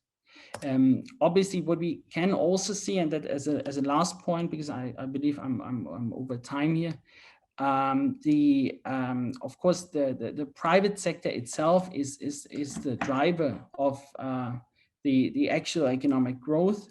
And we can see in this context of Myanmar that over 90% of projects, in fact, of budgets of foreign investment from China and Japan are basically distributed amongst just 3 or 4 large projects. So really the lion's share of private sector, we haven't even seen coming and investing. And one of the constraints is, of course, here really what is the environment looking like for, in fact, the private sector to involve, here represented by the Ease of Doing Business Index. So we can see here that in both countries there are these challenges, and I would argue under this aspect that only really with measures that would address this ease of doing business, that would address the structural constraints of the economies, there can be a balanced standing, in fact, of these emerging economies with the wide range of international and domestic investors. So yeah, that's it from my side. I hope it wasn't too much over time. No, it's we set a bad example as presenters, and I just wanted to say that we will just go over and allow equal time to the next presenters, and perhaps just extend the Q&A a little bit and shorten the scheduled break. So without any further ado, we'll move on to the next speakers. We've got a paper on BRI in the Kyrgyz Republic now, presented by Linda Calabrese and Olena Borodina, who are both researchers at the Overseas Development Institute Global in London. Good afternoon, everyone. Thank you very much, Gerda. And let me just share my screen. I have a PowerPoint that I'd like to show you. Let me see. Okay, there you go. So now you should see this in presenters mode in a few seconds. Let me know if that works. Not yet in presenters mode. Should be now. Yes, there we are. Okay, great. Right, so good afternoon, everyone. Really my pleasure to be here. So I'm going to present some work on the Belt and Road, specifically in the Kyrgyz Republic, that I've done with my colleague Olena Borodina at ODI, and also with actually a group of other colleagues at ODI. In fact, let me say I'm by no means an expert on the Central Asian region. With this, I don't mean that I'm an expert on the Belt and Road or on China. That would also be like a very big statement. But I've been working on China and on Chinese outward investment in many countries for many years. And these countries include Myanmar, actually, Cambodia, but also in Africa, Ethiopia, and a number of others. So this work on the Kyrgyz Republic is part of a larger project where we looked at the Belt and Road in a number of countries. So just very briefly, what I'm going to do today in my 10 minutes is I'm going to briefly give you some background just to understand how Kyrgyzstan, China, and the Belt and Road fit into this discussion. Then I'm going to show you very quickly what are the questions that we're asking and how we're answering them. I'm going to talk about the economic risks, in particular, of the Belt and Road to Chinese investment and infrastructure projects, and I'll explain why, but also of the risks to the Kyrgyz development projects, and I'll draw some conclusions in the end. Great. So specifically around Kyrgyzstan, we see a country that has seen in the past few decades really an exciting growth rates, like a decent degree of growth, but not as much compared to what it could have been and compared to other countries in the region. But we see a country that has experienced some degree of structural transformation. So if you look at the graph on the right, it represents the GDP of the Kyrgyz Republic in various years from 2000 to 2019. And you can see that the share of agriculture, so primary sector in the GDP, has really shrunk. That's the dark blue bar at the bottom. And other sectors have increased, construction, which is the light blue, but primarily services as well, actually mostly services. So there has been some degree of structural transformation, but by and large, the Kyrgyz economy still relies on three main sources, three main areas really: extractives, remittances, and trade. So in terms of extractives, this is mainly gold, and it's really a concentrated production, meaning that there's one big mine that's going to cease operations in just 5 years, that's producing most of the gold in the country. And this leads to a lot of money in terms of GDP, contribution to GDP, exports, jobs, government revenues, and so on, but also imports for manufacturing. So the gray bar, the gray section in these bars is actually manufacturing. 75% of that is production of metals and minerals from the mining sector. So that means if mines stop producing or if mines cease operating, then you also lose not only the revenues from the mining sector, but also a lot of the manufacturing revenues. Then you have a lot of remittances from Kyrgyz workers abroad, mainly in Russia. That's over 30%, over 35% of GDP, I think. So it's also really huge. And then we have trade, which I'll talk about in the next slide. Of course, all of these, so we see the picture of an economy that's quite fragile. And all of this is compounded by other challenges, the political instability that the country sees very often, but also more recently Covid19, which endangered all of these sources of revenues. Now, specifically on the relation with China. So in terms of the political relationship, the countries have been developing this relationship in the past few years. So there's a comprehensive strategic partnership between the two countries. We've already talked about the Shanghai Cooperation Organization in previous presentations. And then, of course, the Belt and Road Initiative itself that Kyrgyzstan sort of joined and participated to the previous Belt and Road forums held in Beijing. Now, in terms of economic activities, we've already talked about trade. So Kyrgyzstan is a transit hub for trade from China. That means it imports a lot of stuff from China and then it re-exports. Some of it stays in Kyrgyzstan for processing, but the majority of it actually goes on to other countries, meaning mostly Central Asia and Central Asian countries and Russia. So it's really just a transit hub. There's very little processing there. China is also the main source of FDI inflows. So that doesn't mean that the main assets in the country are owned by Chinese companies, but it means that in terms of yearly inflows of foreign direct investment, the main provider has become China. Mainly in Chinese companies invest mainly in three areas: geological exploration, mining, and manufacturing, oil refineries, really. And then also very importantly, China is the main provider of development assistance, of lending. A lot of it goes to finance infrastructure projects, and we have seen that in recent years, the lending from the Exim Bank of China has really skyrocketed. So in the past 10 years, it went from something like less than $10 million to over $1 billion. So a really huge increase in just a very short period of time, which of course also can create a number of problems because that's a huge share of GDP and a huge share of the total country's external debt. So what we basically are asking in this context is, first of all, can the Belt and Road deliver development? Can the Belt and Road with its infrastructure offer help diversify the Kyrgyz economy in any way? And what are the economic risks to that? Now, when we think about the risks, we always have to ask risks to whom. So the first thing we look at, or the most important, is the risks to the Kyrgyz development process, as you can see on the right. So what are the risks that the Belt and Road can produce in Kyrgyzstan? But also, what are the risks to Chinese investors and Chinese firms? And this is because if the Belt and Road is implemented or financed by China, the companies, the policy banks, and so on and so forth, the investors as well, if these invest if these perceive risks in investing in Kyrgyzstan, then that will reduce their investment, and that will reduce the potentially beneficial impact of the Belt and Road, if there are any. When we look at the Belt and Road, we look at it in terms of a broad definition. Now, we all know there's no like official list of Belt and Road projects held by Chinese counterparts. So it's sometimes difficult to be able to distinguish what is Belt and Road, what isn't Belt and Road.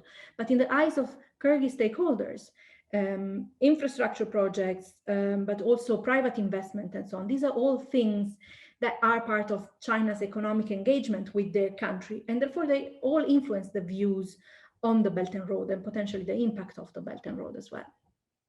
The work we've done is based on data we have collected through interviews in Kyrgyzstan and in China in 2019. But of course, this was all pre-COVID-19 and pre the current phase of political instability. So therefore, wherever necessary, we have sort of supplemented that with additional documents that we have come across, mostly online, really. So the first thing I want to highlight is what are the risks to Chinese investors and firms? To understand this, we have done a review of Chinese sources, mostly government documents by the Chinese Ministry of Commerce. The Chinese Ministry of Commerce outlines a few areas that Chinese investors should be aware of when they want to invest in Kyrgyzstan. The first one is the political uncertainty and the security risks to Chinese assets, but also workers, contractors, and so on. We know that there's been a lot of political uncertainty in the country, and especially in the past few years. And therefore, the Ministry of Commerce kind of warns Chinese investors who are interested in the country to take that into account when looking at potentially investing. But there's also issues around policy uncertainty. This means that there's an awareness in China that that in Kyrgyzstan, there are certain promises that are made to attract investors in the country, which are not necessarily reflected. The policies that are promised are not necessarily implemented, and so on. So in this sense, the policy uncertainty is something that Chinese investors are maybe not so necessarily sort of comfortable with, and therefore this is an area that they should take into account. The country is also seen, Kyrgyzstan has also seen quite a lot of anti-Chinese sentiment that has been expressed in protests and unrest in recent years. And this is also something that the Ministry of Commerce tells investors, you should be aware that Kyrgyz workers believe that by bringing in Chinese workers and Chinese subcontractors, we are taking away their jobs. So therefore, it encourages the investors to kind of study the relevant regulations very well. Anti-Chinese sentiment has also been generated by issues around lack of environmental protection around specific investment projects, which has also generated protests. So again, the Chinese government invites Chinese citizens and warns them against the risk of unrest potentially against them and the safety of their assets due to environmental protection. So really, there's a certain awareness, I think, among Chinese investors of what could happen to them when investing in Kyrgyzstan, which may deter them from investing. Now, moving on more specifically to what does this mean for Kyrgyzstan? What does it mean for the Kyrgyzstan development process? What about 2 minutes? Okay, great. So there's 4 areas that stakeholders we interviewed perceived as mostly problematic. We attach importance to the perception because that shapes the outcome, right? So it doesn't just matter if people, there's issues around that sustainability or not. It also matters what people think about that in a specific country. So the first issue around over-reliance on China as an economic partner, we have seen that China has become one of the main economic partners in Kyrgyzstan. And this has been definitely very important. There's an understanding in Kyrgyzstan that, you kind of want more countries to invest than not just one. But in the past few years, several foreign investors have left the country. So what some stakeholders actually told us is, the Chinese are the ones who are coming. They are the only ones who are coming, or they are the main ones who are coming, more interested in investing in our country. So this is, that's why we welcome them. So we're aware of the potential danger of, having massive inflows from just one partner. Of course, there are still others, but the new inflows are really from just one partner. But this is something that, we need to deal with in a way. And what we haven't seen really in reality is any effort from the government to diversify investment or to look for other partners. That sustainability is also another one that's very prominent and often mentioned. It's we have seen a massive increase in debt with China. There is, which is a real threat to the countries at moderate risk of debt distress.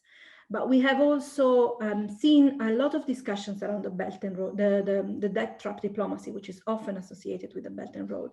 Now, this is quite interesting because in many countries, when you talk about debt trap diplomacy, everyone talks about the Sri Lanka example. But in Kyrgyzstan, very often people were talking about the Tajikistan example, where allegedly some land and mining rights were given to China in exchange for some, sort of debt forgiveness. And we haven't seen these, there's no evidence that the debt trap diplomacy is actually a thing.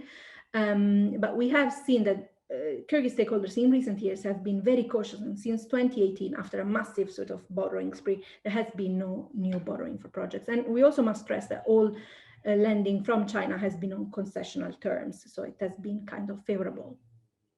Corruption is, of course, a big issue linked to large infrastructure projects in general, but we are aware that this is not just specifically linked to Chinese projects, although there has been a Chinese infrastructure project that's been particularly controversial, where several high-level figures in Kyrgyzstan have been arrested for corruption, and also some Chinese business people as well. But this is more of a broader and widespread problem in the country. And then the final point is around limited spillovers, which also refers to the anti-Chinese sentiment, which is the belief that Chinese come in and set up projects, but they bring in their own workers, they bring in their own subcontractors, and so on and so forth. Now, there's very little evidence to back this up. And in fact, the little evidence that is available and that I've seen shows that not only Chinese companies employ the majority of Kyrgyz workers in Kyrgyzstan, but also that the shares of Kyrgyz workers that they employ is growing over the years. And of course, the limited spillover issue is a problem of skills. If Chinese companies do not find workers in the country or subcontractors in the country that they can use, then they'll bring in their own. But again, there's very limited evidence that these little spillovers are real. So we'll just come to an end so that we can at least have 10 minutes of Q&A, because that in any case would already take us to the start time of the next session. So would it be perhaps great to leave your slide up of the conclusions? And I mean, it just basically, just to summarize, really, it's that my main point is that on the question of what are the economic risks potentially of the Belt and Road, we have seen that both for Kyrgyzstan and for development partners.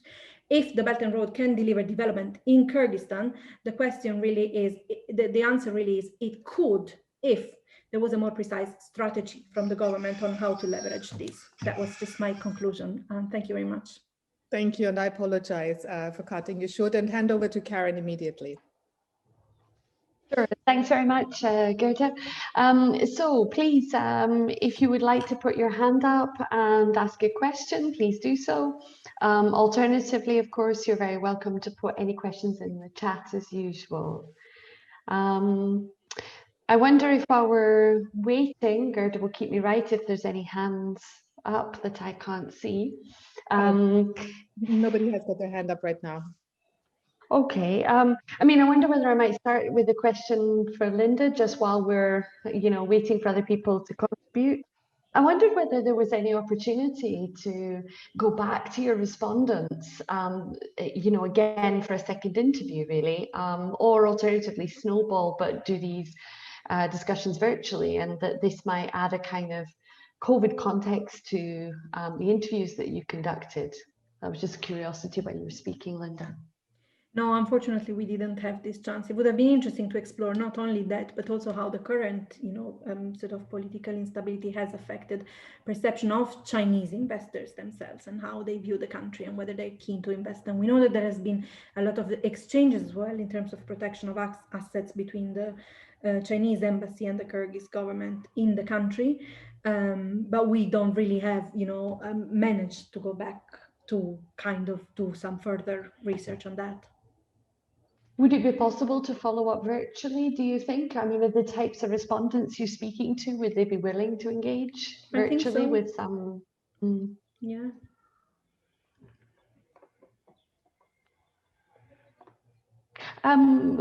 Sort of further question just while we're waiting was on your, I thought it was quite interesting how you highlighted the bringing in of labor, essentially.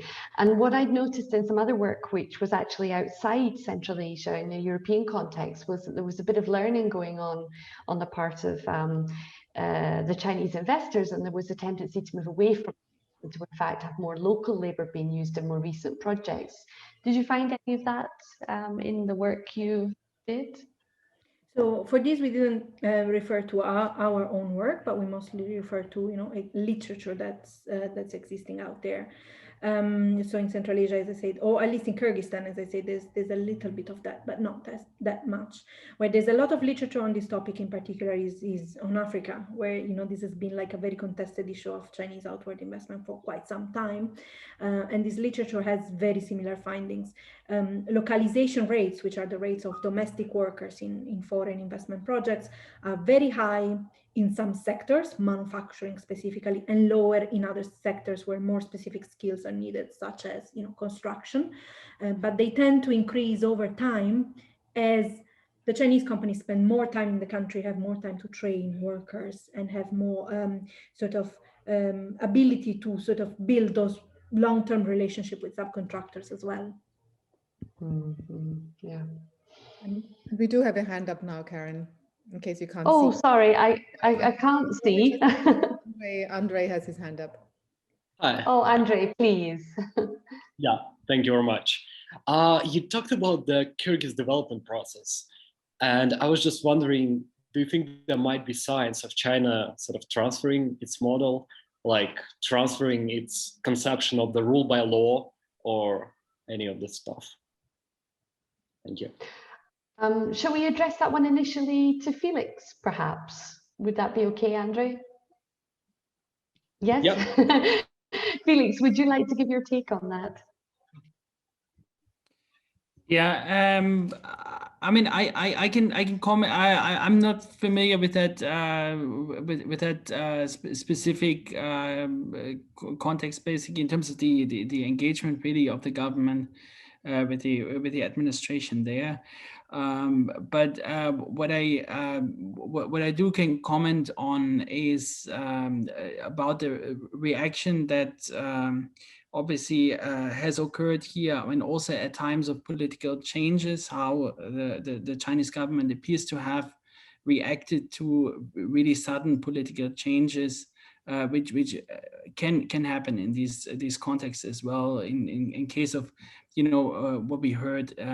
The lack of revenue streams of major extractive industries or other political changes. It seems that China has a certain flexibility to actually engage with all different kinds of actors. And what we need to see is that really it not only is about Beijing, it also is about the provincial administrations that would basically engage. We do have arrangements even in this Myanmar context where China would even deal with non-state actors, basically in the context of considering these basically as local authorities. So it very much is an interesting example how China is utilizing this multi-level engagement approach, and I would assume that it can also basically be applied. I mean, to what extent that would really be a push for legal reform in the interest of China. I mean, I cannot comment on that, but certainly China has found flexible ways to engage with different levels of stakeholders there. Thank you very much, Felix. I mean, I wonder whether Nozima might want to sort of add any comments from an Uzbek context about any sort of changes that you've seen that have occurred during the time when there has been a closer relationship with China, etc.? Well, actually, in Uzbekistan, being local person here, we have lots of, trade, let's say trade houses opened in Uzbekistan, like China-Uzbekistan trade, commerce or something like that. They are opened here, and there are many investors coming to Uzbekistan. Also, they want to learn the culture. They want to open up the different infrastructures, and actually we have constructions of the how to say, we have a mega city project from 2019, and lots of investors are from China, so they are building apartments here in Tashkent and in Navoy region. And I think this is really visible that China's presence is here, but I'm not sure that it's present under the Belt and Road Initiative, of course. But still, I can say that from the local side, from Uzbek side, there are many Chinese investments and Chinese presence starting from the 2019, after the presidential decree. So yeah, that's my comment from Uzbekistan. Thank you, Nazima. Yeah. I mean,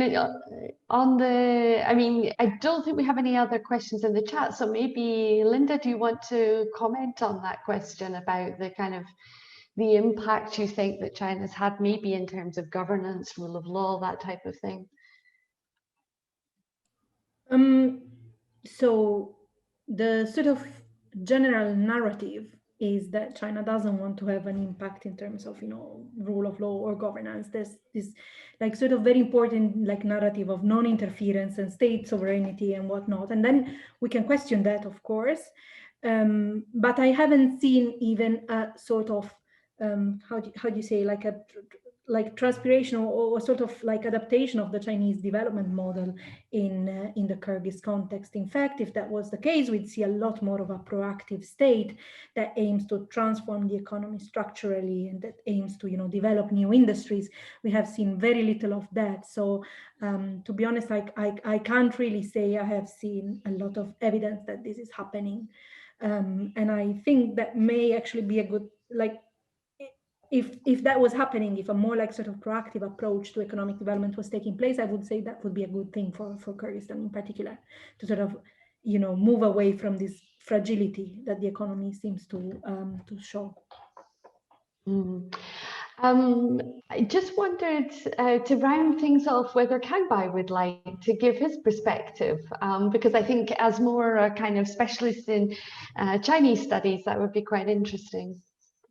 Yeah, I think I just want to make a short comment on the topic of labor, the use of Chinese labor, because based on the limited interview we conducted with people in Uzbekistan, it seems their tendency that the Chinese companies, state-run Chinese companies and also private companies, they start to recruit more locally rather than importing people from China.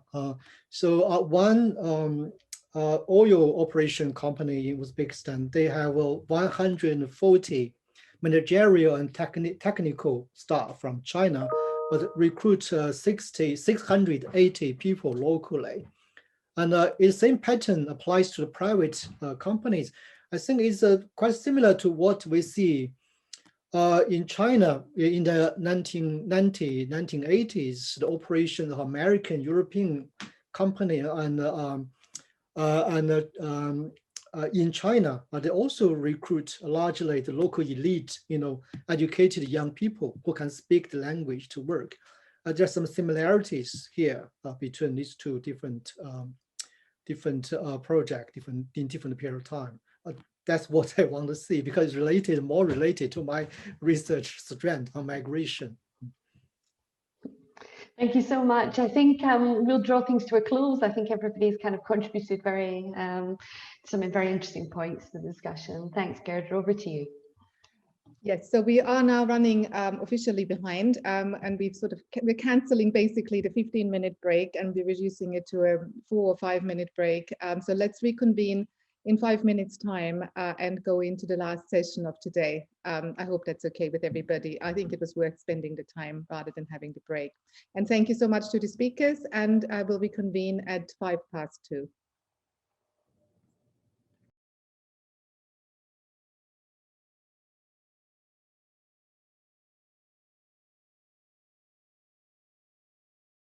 Hello again. After just a few minutes of break, I don't know about you, but I didn't manage to get up from my chair in those 5 minutes. We are now entering the last hour of our day, of our conference today, with 2 papers, and followed by some concluding remarks by Professor Dannreuther. And the way we thought we would organize this is that we have the papers sort of 10 to 12 minutes, and immediately after that have a short Q&A that Professor Dannreuther is going to chair, and then he will continue to provide his concluding remarks and reflections on the day and the papers. And we can push into and maybe aim to ending at about 3:15, so just 15 minutes later than originally scheduled, and I hope that that's acceptable to everybody. So without wasting any more time, I'd like to invite the next speaker to come to the virtual podium, as it was. And this is Professor Yasha Sari. I'm absolutely not sure how badly I have pronounced your name now, from the Department of International Relations at Bolu Abend İzzet Baysal University in Turkey, who will talk about the impact of BRI projects on Kazakhstan foreign policy. Okay, can you hear me? My voice is okay? Okay. Good afternoon, everyone. I would like to, within 12 minutes, I will summarize my presentation. My subject is the BR Belt and Road Initiative projects, and how these projects influence on the Kazakh foreign policy. To understand any country's foreign policy, we need to look for decision-making process and how they are implementing foreign policy. To do that one, first we are looking on the developments in international system, but also domestic policy development in that country and the country's domestic political structure. As we know, Kazakhstan, according to the Freedom House report or Response Transition Index, considered as an authoritarian regime. Even though Kazakhstan is an authoritarian regime also has, when they are developing their foreign policy, has care about public opinion, especially public opinion preferences or public opinion sensitivities too. And the authoritarian regime, of course, leaders and political elites' perception or approach on the foreign policy also important. So in that sense, leaders define or characterize the preferences on the country's foreign policy. When we looking the Kazakhstan ruling elites of the Kazakhstan, taking the ruling elite, when we are saying ruling elite, we should also consider the last 30 years led by the Nursultan Nazarbayev until a few years ago.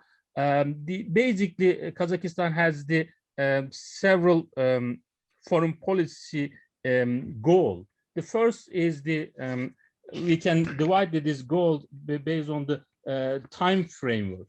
The first early 1990s, Kazakhstan foreign policy based on survival, means that keeping the state intact, because even though after the Soviet Union collapsed, they became independent states, but they had in the early years, they weren't sure what kind of Kazakhstan can survive. For that reason, in early years, Nazarbayev trying to balance the Russian influence in the country.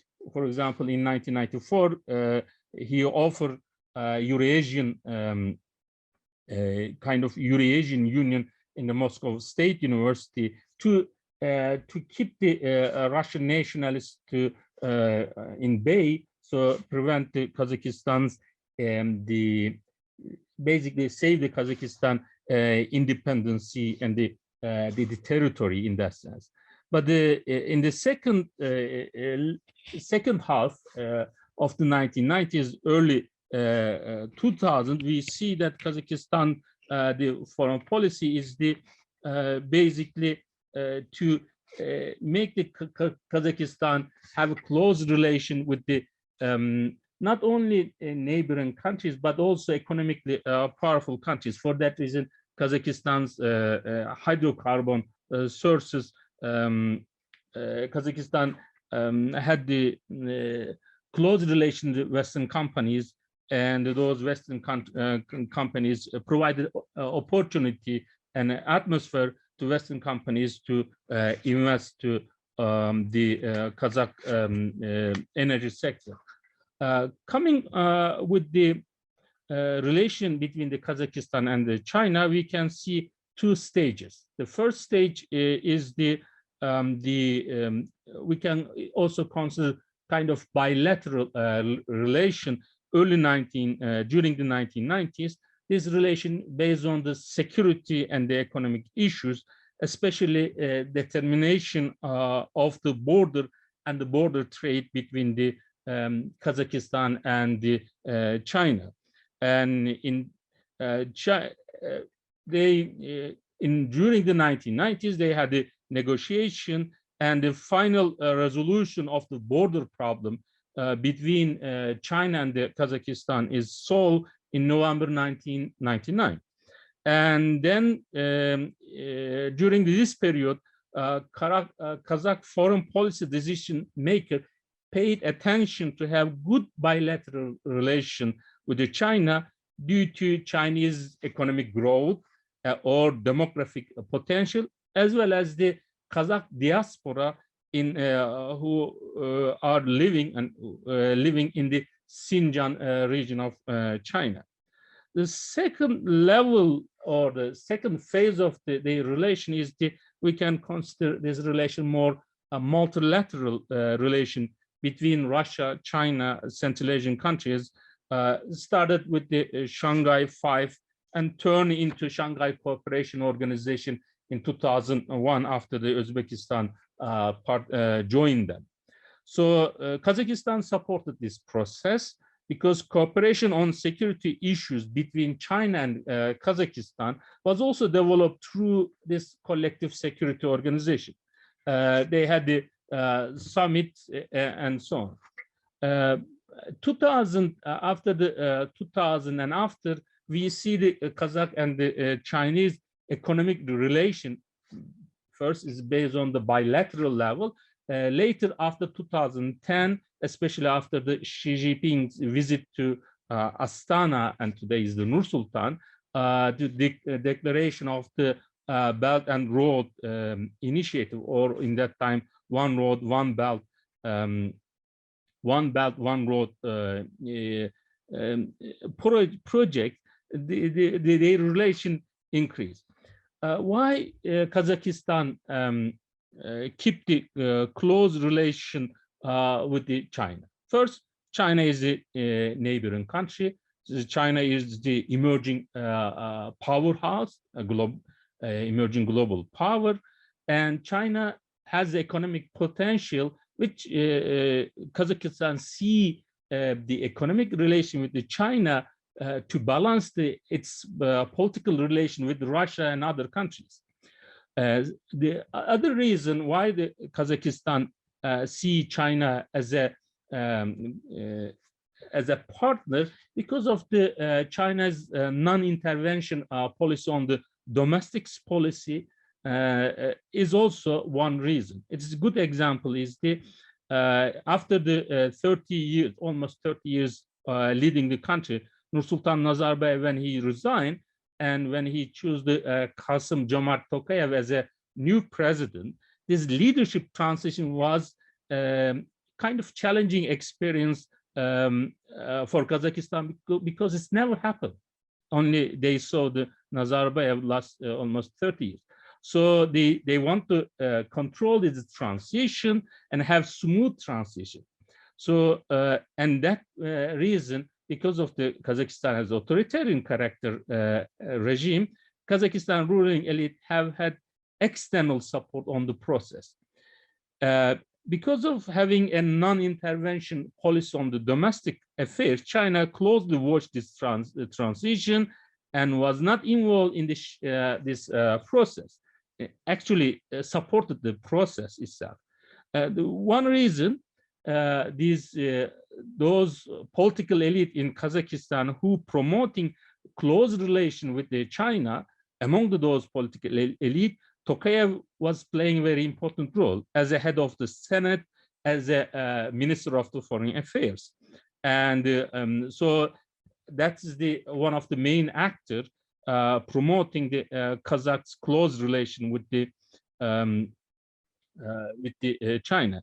Who support? When we look in the Kazakh foreign policy, we can see there is those political elite who are we can consider as a kind of pro-China or pro-BR approach, but there are also public opinion opposition group, especially even though their number is the less liberal, and a few nationalists who were against the who were suspicious about the Chinese business involvement. Why the Kazakh political elite and certain level business elite is supporting? There is because they pursue opportunity to have relation with the China and Chinese company, and having the relation with the Chinese company. Those they perceive in that sense, they see that if they increase their economic relation with China, they can benefit, which is the we see especially China accessions to World Trade Organization in 2001. China-Kazakh economic relation, trade relation increase, especially energy area. Not only trade, but investment of Chinese investment to Kazakhstan. China see this relation first in the energy sector, because the Chinese main energy import were coming from the Middle East. So Kazakhstan, a neighboring country, they can have the more energy security to getting those energy sources. Not only Kazakh oil, but also transferring Turkmenistan natural gas through Kazakhstan to China is one reason why they develop. Second, Kazakhstan. I will collect. I will trying to finish. Second is the special economic zone, because China, after the Xi Jinping 2013 declaration of the Belt and Road Initiative, the Kazakhstan is a kind of a transition country to Chinese products to Middle East, Western European countries. For that reason, they created a special zone as a transit point for the Chinese product. But there is a skepticism among the Kazakh people too. There is several reasons. One is the Chinese investment in the Kazakhstan did not produce the job opportunities which they expected, because Kazakh political leaders created a kind of framework, kind of framing to if Chinese invest in Kazakhstan will create a job opportunity. Instead of creating job opportunities, more Chinese coming to Kazakhstan and working, and that is the created problem. Second is the land issue, which is the become problem because China is the renting, controlling certain area, and Kazakh people were rebel against this one, and one region Januzhan region in the western part of the Kazakhstan, this protest ended with blood. Let me end. So all in all, Kazakh foreign policy strategy related to China is has two aspects. One, to develop the economic relation and strong economic relation with China. So using that economic relation with China to balance the political relation with Russia in that sense. Second is the Chinese non-interventionist policy on the domestic politics of Kazakhstan is giving the advantage for Kazakh political elite, so they can develop this, keep this relation. Okay, let me stop here. If there is a question more, I can open that one. Thank you so much. We will go straight to the next paper, and we're actually staying in Kazakhstan, as it were, and we'll have Dr. Jessica Nefi is going to talk about perceptions of China, or Kazakh perceptions of China. Are you here, Jessica? Hello. Hi. Yes. One moment. Just sharing my screen.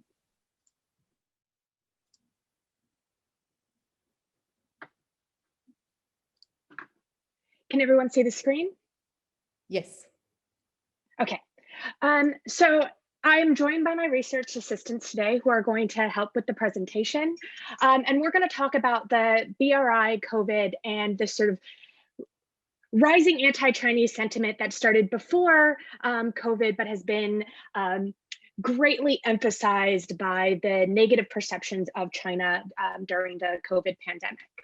And so this is a small part of a larger research project that we're just getting started on, looking at this anti-Chinese sentiment. And we're using a survey, of course, done during COVID restrictions that we're hoping to enlarge over time to a larger part of Kazakhstan and hopefully to other countries as well.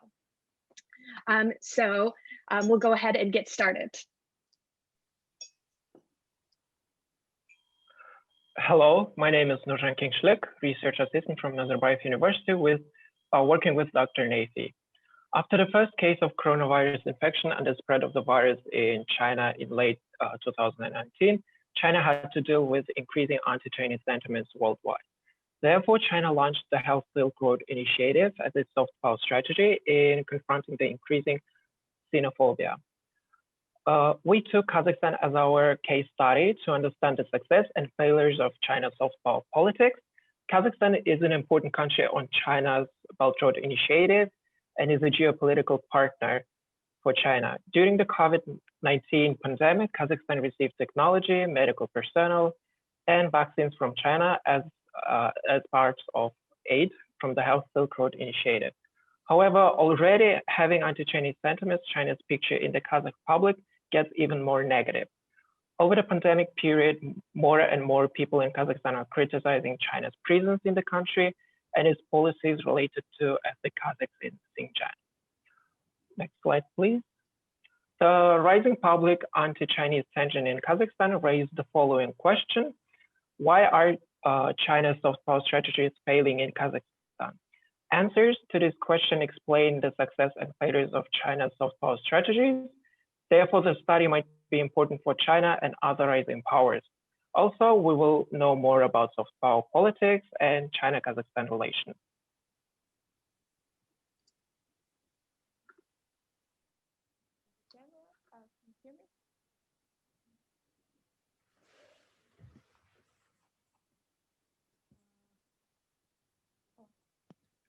Great. Who should be speaking now? Can you hear me now? Yeah. Okay, thank you. Hello, my name is Dr. Kenva, and I am also a research assistant. So before we go to the Chinese case in Kazakhstan, we need to understand what the soft power is. And we use nice definition about soft power. So it's the ability of one country to make another country do what they want without coercion and with the help of their influence. So the three main areas that we look when we discuss soft power is first, credibility and reputation. So how the words and representation of the country should be aligned with their actions in order for people to see them in a good light. Second is the positive media coverage, so that people know what the country is doing and how it's acting on the international scene, and the positive media coverage can help send the message and sway people more in favor of the country. And third is collective identity, like the values and the past, the history that countries share, that people share among each other. Hello everyone, my name is Tamara and I'm also a research assistant from Nazarbayev University. So during the pandemic, China has been at the forefront of local international news as the source of pandemic and source for foreign contagion. And Beijing responded to this negative press by pouring money into the Health Silk Road, which is an international strategy attempting to expand health-related aid relationships to BRI countries and to improve their increasingly negative international image. Regarding the COVID-19 situation in Kazakhstan, as the source of COVID-19, China was early in 2020 perceived as a biohazard threat. So this caused some xenophobic incidents to occur in Kazakhstan across the country in connection to the pandemic, such as when two citizens were were removed from the train for fear that others would catch COVID-19 from them. Then in April and May 2020, two more incidents have caused further harm to local perceptions of China. First, a Chinese propaganda site began running a story about Kazakhstani citizens wanting to become part of China. Because China is a major investor in Kazakhstan's primary industries and agricultural sector, some already feared Chinese land grabs. So claims of China reclaiming the territory were not viewed favorably by Kazakhstani citizens. In the following months, news source in China reported a misleading story about Kazakhstan, claiming that labs in Kazakhstan were part of US Department of Defense funded program studying coronavirus in bats. Then additional problems arose from this soft power initiative as well, when Chinese doctors criticized Kazakhstani doctors, and China used pneumonia cases in Kazakhstan to comment on domestic affairs in other countries to shift media attention away from themselves. So it was questioned whether or not China was best to help Kazakhstan in times in need. So this Health Silk Road initiative was supposed to be a diplomatic tool that could help China strategically during when BRI was not doing well. But there is no evidence to suggest it is having desired effect in Kazakhstan. Good day, everyone. My name is Camila. I am also a research assistant. And now I will briefly discuss why Health Silk Road failed in Kazakhstan, despite all the extensive money and the resources that China has put into it. It has already been mentioned that in order for the country to have a favorable image abroad, it should succeed at least in one area of the following three: the credibility, media coverage, and collective identity. And China hasn't succeeded in any of them in Kazakhstan, and now we'll see why not.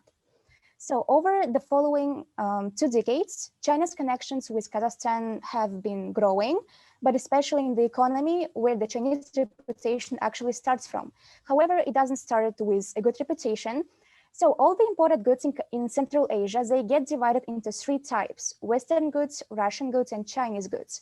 And what is meant, and the opinions about those goods also reflect the perceptions of those countries in Kazakhstan.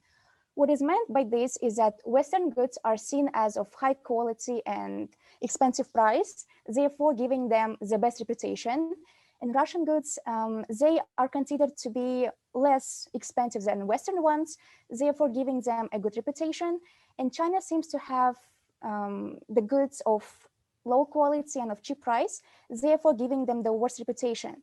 And this whole idea also impacts the public, because the citizens don't see China as a long-term economic partner of Kazakhstan. And what's more, Kazakhstani citizens often protest Chinese acquisition of Kazakhstani resources, land, and production because they don't want to see China coming in the country and creating poor economic environment. And our survey also found out that the feelings of youth about the Chinese influence and presence in Kazakhstan has gotten worse over time. As you can see, according to 2021 survey, Kazakhstani respondents have had less welcoming attitudes toward China. And next, when it comes to media coverage, there are actually two main problems that China faces. The first one is a lack of reporting on Chinese initiatives. And the second one is the reporting that is done particularly from private sources is negative. And because there is no information about the Chinese initiatives, the majority of the respondents from the survey, they don't actually know about the Health Silk Road. And last but not least, there is an area of collective identity.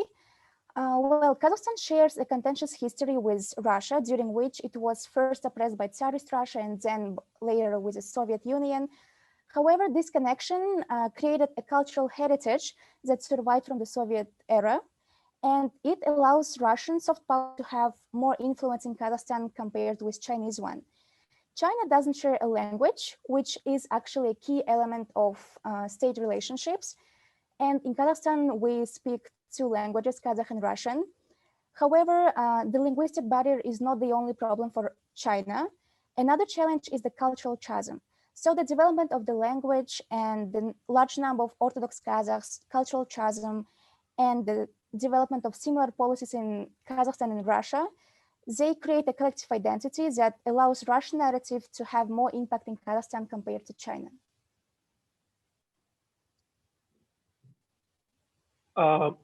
This research is important for China and other rising powers in developing successful soft power strategies worldwide.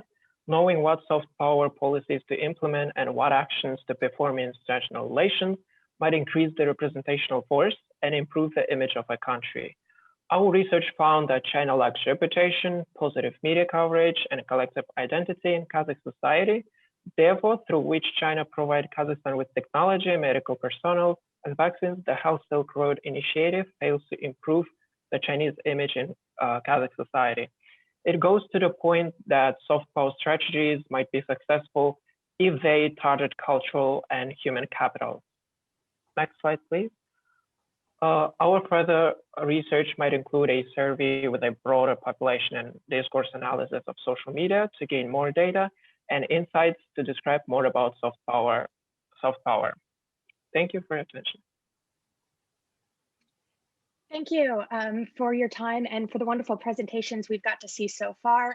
And I want to leave you all with this question that we asked about which country do you think has the greatest influence in Asia? And even now, many of them do see China as the continued country in the future having a lot of influence in Asia, but there's also a lot of other countries that even Kazakh citizens see as being important, and some argument going on whether or not they feel like China is the best to be influencing Asia moving forward. Thank you.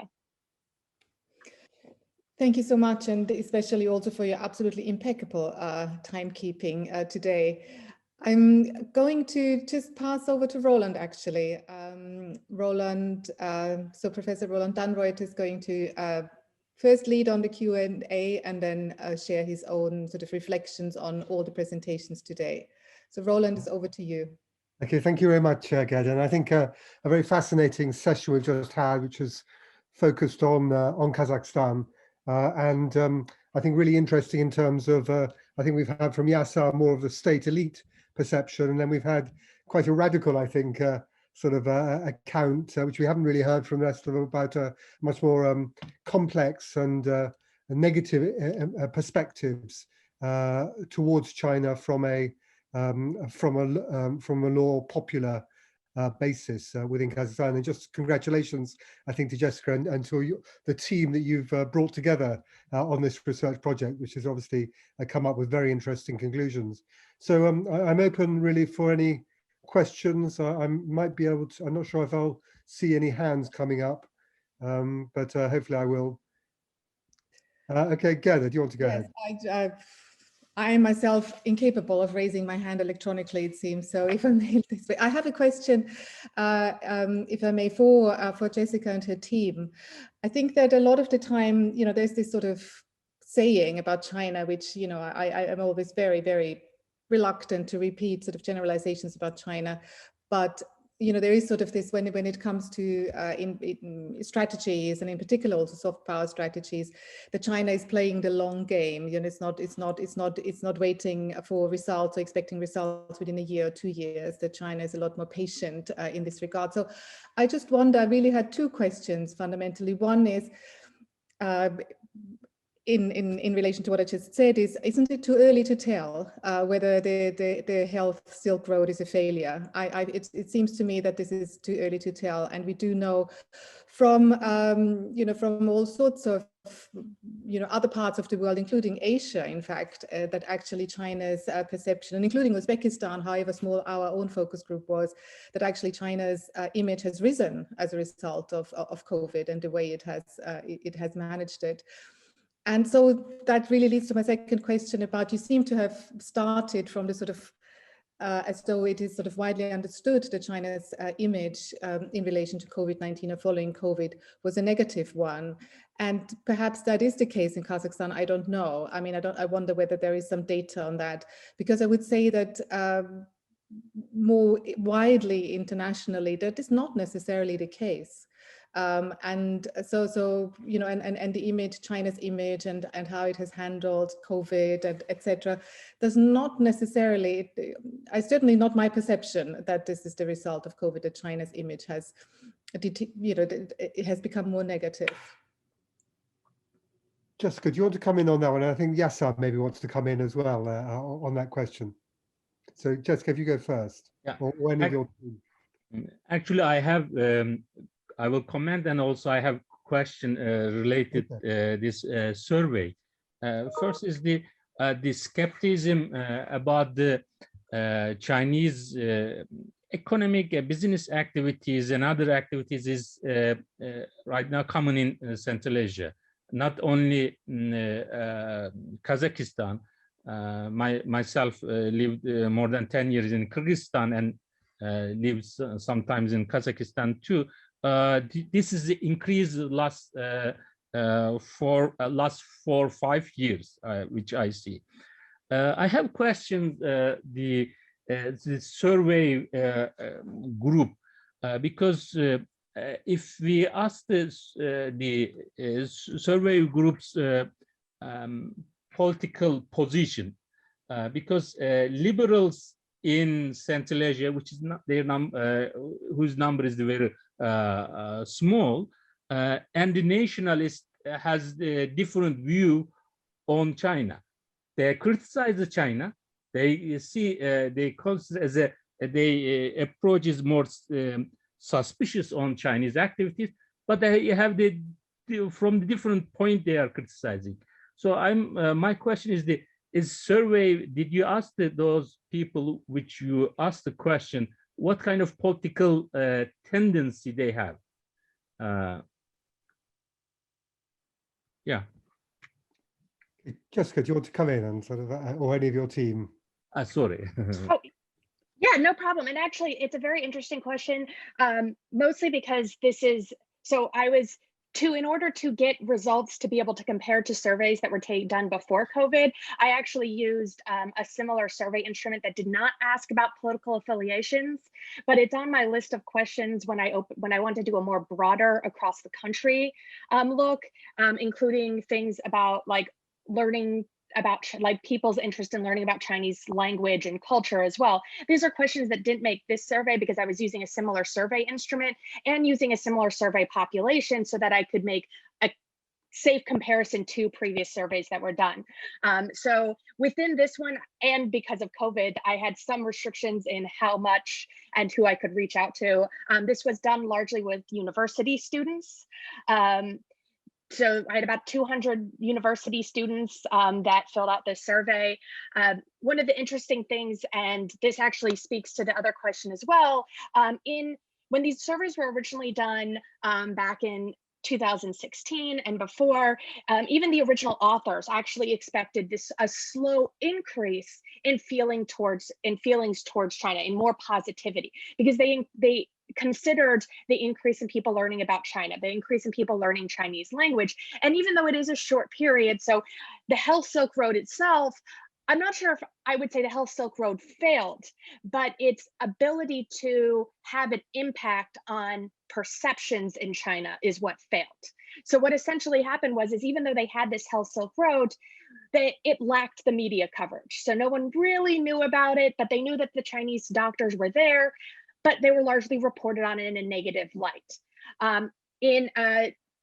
Another survey question that asked about whether people trusted China, most respondents said no, they actually trusted Russia to provide for Kazakhstan in terms of health aid, in terms of, so even though they were receiving this aid from China, even though they were playing such a huge part, the individuals on the ground still believed that Russia would provide more aid and be the better country for Kazakhstan to rely on. So there is a sort of interesting juxtaposition going on here where, yes, China is providing all of this, but the emphasis here is not so much did the Health Silk Road itself failed, but if no one knows about it and no one, it's not going to change perception. So my more focus was not whether or not the initiative itself failed, but on the growing ability for it to affect perceptions in Kazakhstan. And that's also why I discussed those three strategies, because those are areas China would need to work on in order to grow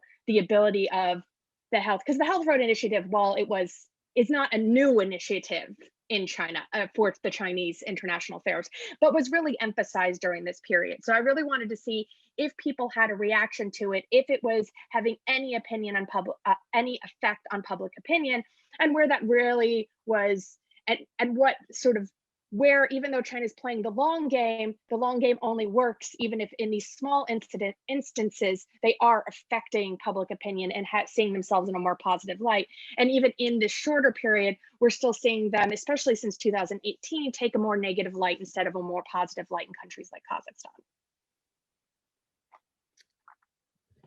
I can't see any question, but maybe I could ask a quick one to both of you, which is, maybe following up from that. There is a sort of sense in which maybe Kazakhstan has a tendency to be somewhat more suspicious of China than other states in Central Asia. And I just wondered, in terms of your survey, whether you also separated between ethnicity in terms of whether they're Kazakh or whether they're Russians, and whether that multinational nature of Kazakhstan impacts upon perceptions of China, or is it more the long border and strategic issues or whatever? And the other question I had to Yasser, you discussed about pro-Chinese elites or groups within the foreign policy. Could you also determine whether there are divisions, in a sense, which you would find between pro-Chinese elites, pro-Russian elites, pro-Western elites, and therefore some sense of, or is it difficult to actually identify such factions within the political elites within Kazakhstan? Just because you want to go first on that, maybe, and then. Sorry, you're muted at the moment. Should I start, or Jessica? Okay. In Central Asia, when we look at the elite, we can see a clear division. Liberal nationalist elite from the ruling elite. Ruling elite is mainly today is the Nur Sultan, the city, which have not only they are actively involved political relation with China, but also benefiting from this trade relation. I didn't do a survey, but I did interview in different part of the Kazakhstan. When I talk with the people in Almaty, if they have business, they mainly have a positive view on the China. But when I talk with the people in Turkestan city, which is the southern end of the Kazakhstan, close to the Uzbekistan, and these days Kazakh government is promoting as a as a historical place of the Kazakhstan, or the a kind of spiritual capital of the Kazakhstan, those elites were suspicious about not only China but also Russia too.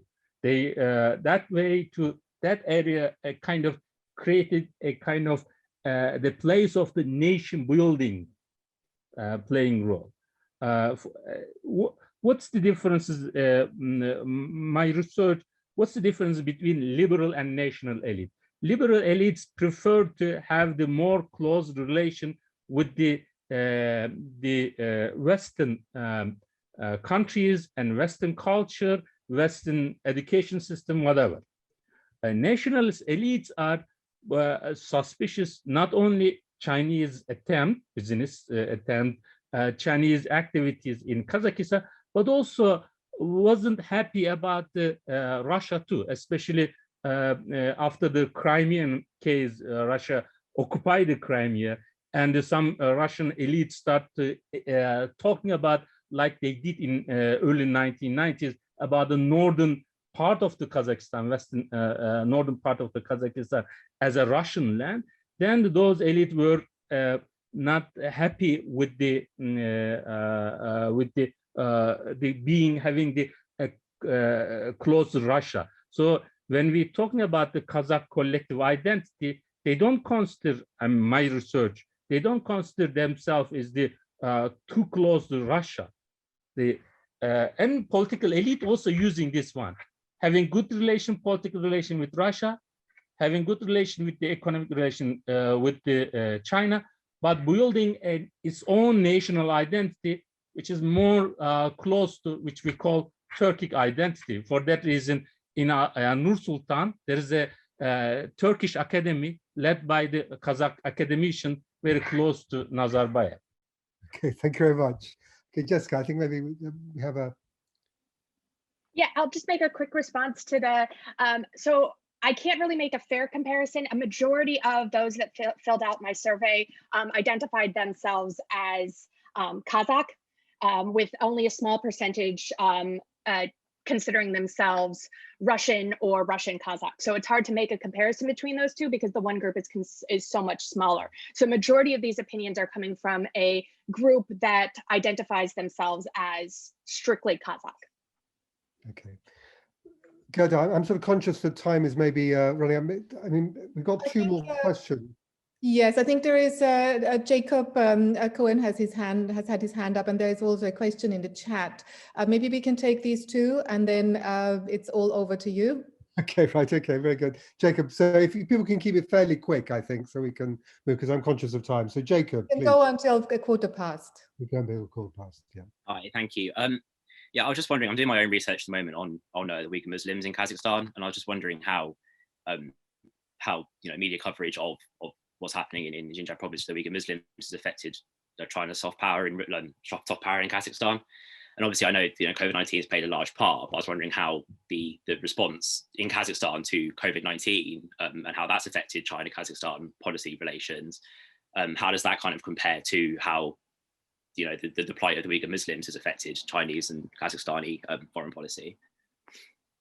And I think the other question, which you can see in the chat, which is basically about has this failure in soft power translated into actually any changes in Kazakh foreign policy, or basically has Kazakh foreign policy ignored that for the benefits of Sino-Kazakhstani relations? Jessica, do you want to go first on that one, and then? Yeah, and I'll speak to both questions within the same, and so because they're kind of interrelated in some ways because of the way the government has reacted to some of the things. So the Xinjiang has played a huge effect on the perceptions of the public in Kazakhstan, and there's been protests going on for months now, at various times that are related to it. And actually, in many ways, and that's where I say that COVID's actually done a lot to make these even worse, is so like a major one that just happened in March was initiated when the government announced that it was going to use the Sinovac. So when they announced that they were going to use Sinovac and they did the original, they were doing the signing to get the vaccine into Kazakhstan, that sparked, and like a lot of people being like, this is where the, you know, why aren't we going with Russia instead of China? And then it also initiated a lot of the Xinjiang protesters to join on, and it turned into this very large protest related to these two things together. So they're very much playing off one another, and the more that they're seeing them, you know, sort of be like, oh, we're okay with Chinese help, but then they're like, well, what about these populations? What about what about the Kazakh populations that are in Xinjiang, that are being detained? This has also been controversial with their foreign policies. So you've seen Kazakhstan try to push back a little bit on China, but it's been very weak because Kazakhstan's trying to play this foreign policy game where they're trying to balance between what individuals want. It was talked about by Yasser, talking about the issues with land grabs and the protests that came from when they were going to allow Chinese to have some, to increase their ability to rent out certain lands, and there was huge protests about it, and it brought more they reversed their original choices on some of those increases in timelines for the Chinese to have ownership over those lands. So these protests and these perceptions do have impact. So you were seeing instances where Kazakhstan, so when the Kazakh authorities actually made the Chinese during the last year respond to some of these in ways they might not have otherwise. So you are seeing a little bit of pushback, but still, and again, this goes back to some of the things that, and Professor Yasser will probably discuss this as well, that they have to play this balancing game between how far they're willing to push China in some of these issues that are important and how much they also need China and want to continue their economic relationships with them. Thank you. And Yasser, if you just a quick comment at the end. I will, Jessica summarized very nicely, but I will add a few points. Kazakhstan is, let's not forget, authoritarian regime. So authoritarian regime, certain level control its action and decision it's taking among the political elite and a close leadership position. Even though it's authoritarian regime, Kazakh government is sensitive about the public protest.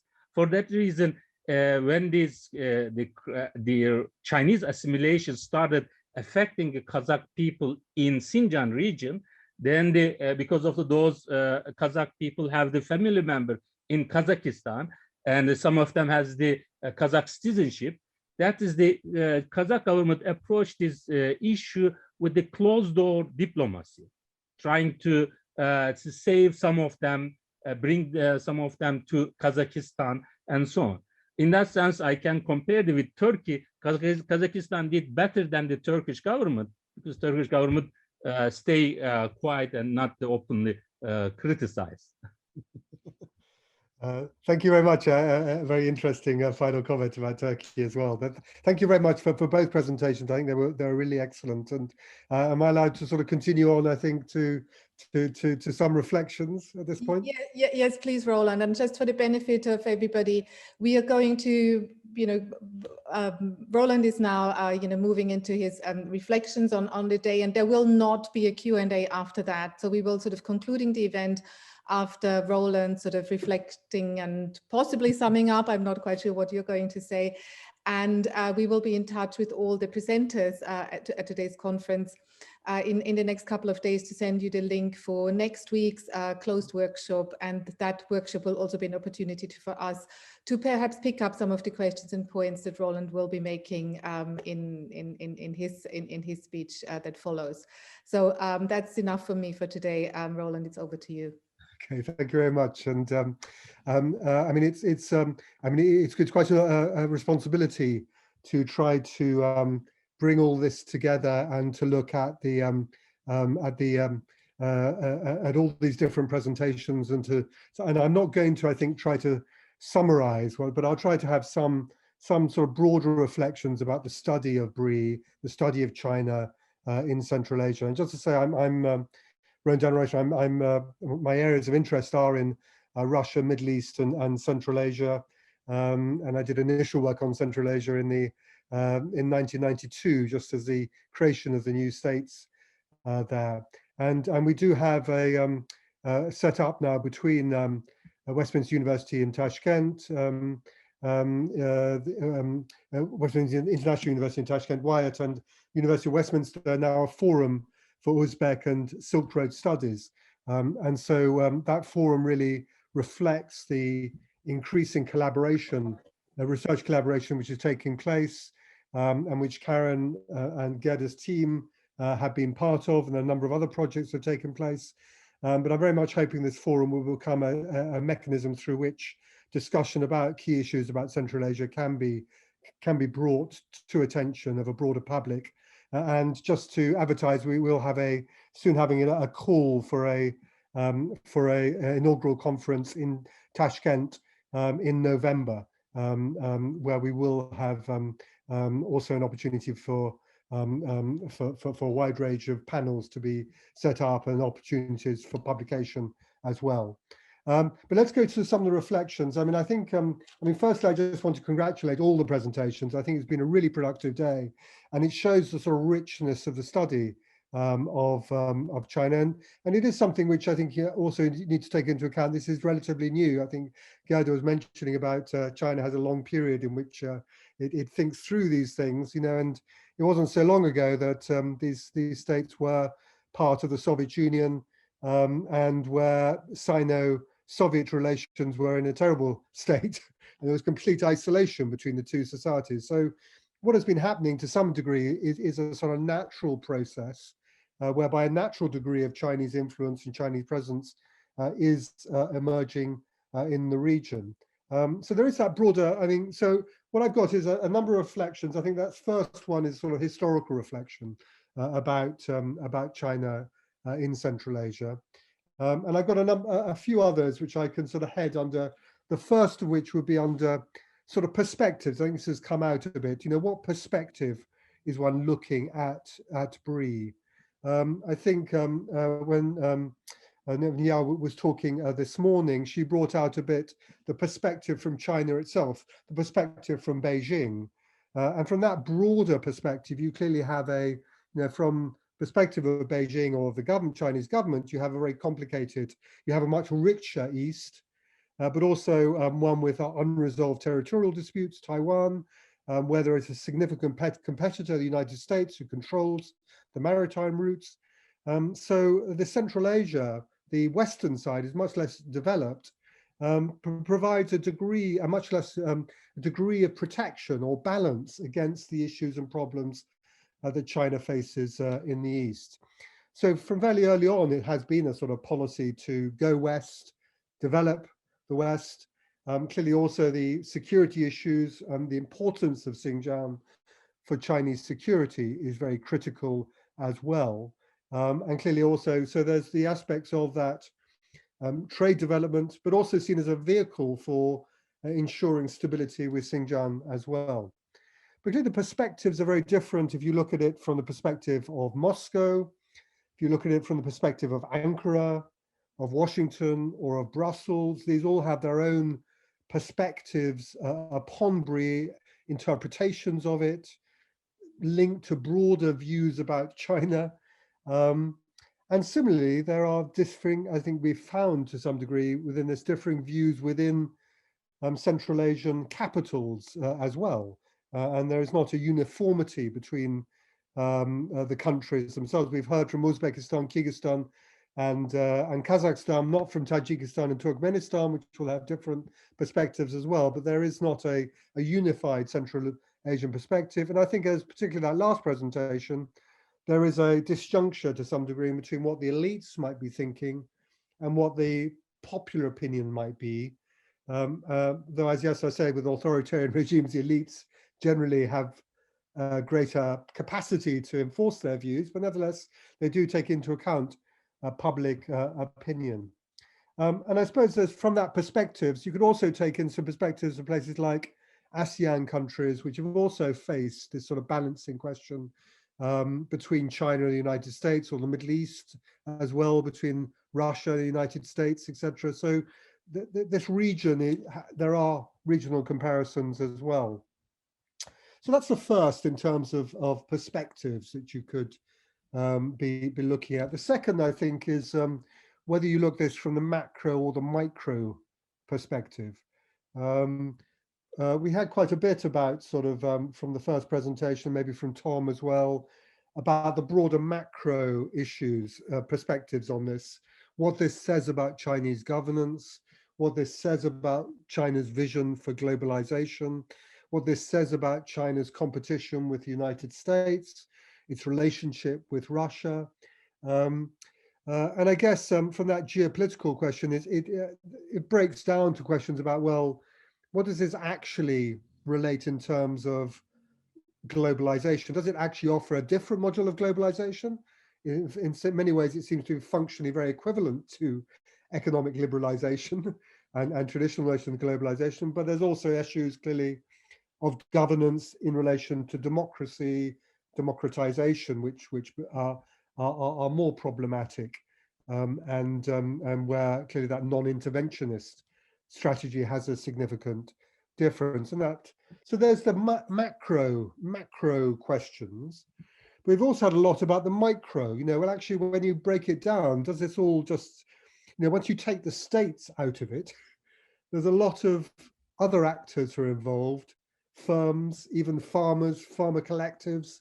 There's actually a lot which is going on, which is outside of the control of the states. There are now local banks being opened up, Chinese local banks being opened up for provision of credits, etc. And it's, this is also another thing which is being driven by traders, and where the state often comes in after what has been happening on the ground through economic actors. So I guess one of the questions is, when you're looking at BRI, is it this broader macro picture that is important, or is it the micro aspects of it which are significant as well? A third perspective I put into this would be the sort of material versus the ideational, or put it more simply in terms of business economics versus culture in relation to this. And I think here there are clearly China's comparative advantage is in terms of the economic benefits that it brings. It brings much greater, just ability to provision of loans at relatively low interest rates, concessional aid, huge trading, increasing trading partners. So and just practical advice about how to set up manufacturing capacity and developing processing capacities. And so on that economic side, particularly, for instance, vis-a-vis Russia, I think it has much greater potential there, because the Russian relationship is much more security strategic directed rather than economic directed. And the economies are much more complementary between Russia and the Central Asian economies than the Central Asian economies and China. There's also, I think, if you're looking at material things, clearly one aspect which is brought up, I forget, is the security technologies and how those security technologies support authoritarian regimes, or the regimes in power to sustain themselves, and how significant those are in terms of managing protests, managing potential activists who might be challenging their regimes in the region. That is also clearly another area of potential comparative advantage, and something perhaps they have more in relation, greater technical abilities than Russia does at the present time. But if you go to the other side, the ideational side, I think it's interesting to see how, from the study of Gerda's team, how limited the Chinese language provision is within Uzbekistan, and also within the case of Kazakhstan, how culturally different I think China feels to the region of Central Asia, which is not only because it feels of the long process of Russification, if you could say, a Russian culture, but also its Islamic culture, its Turkic culture, its links to the Middle East and to Arab cultures and societies, these probably have a greater cultural pull than the Chinese cultural pull has. And where there is cultural assimilation, it tends to be on a more pragmatic business orientation that your future is going to be with China, that rather than with any sort of direct emotional or cultural appeal to China. So that's I mean, I suppose culture, material, and obviously saying some provocative things here, which you might disagree with. So, but I have no questions and answers afterwards. You'll just have to listen to me on this one. So the other aspect I thought was about actually BRI itself, BRI itself. I mean, it's one of these odd things. I mean, how much is this a really institutionalized structural element, or how much is it a process, a form of rhetoric? Clearly, it's not something like the Eurasian Union, which is a very typical attempt to create a sort of a customs union along the lines of traditional regional integration. BRI is not about sort of institutionalizing regionalism, I don't think. It's about giving a framework, a loose framework for economic activity which has already taken place, but given a bit of extra governmental push to it. And because it has a rhetorical device, because it fits into the China dream and all of Xi Jinping's ambitions to give China a bit more of a role and status in international affairs. But I mean, it's notable that, you know, I think in the studies, how limited the knowledge of BRI is amongst Central Asian populace, and how difficult it is for people to define what this is. And as such, whether in reality what we're looking at, I mean, ultimately is just sort of the development of a Chinese influence and presence in Central Asia, as in other parts of the world, which is driven by its interests and by lots of trade and other actors taking place, but really without a strong institutionalized or governmental led or state led dynamic to it.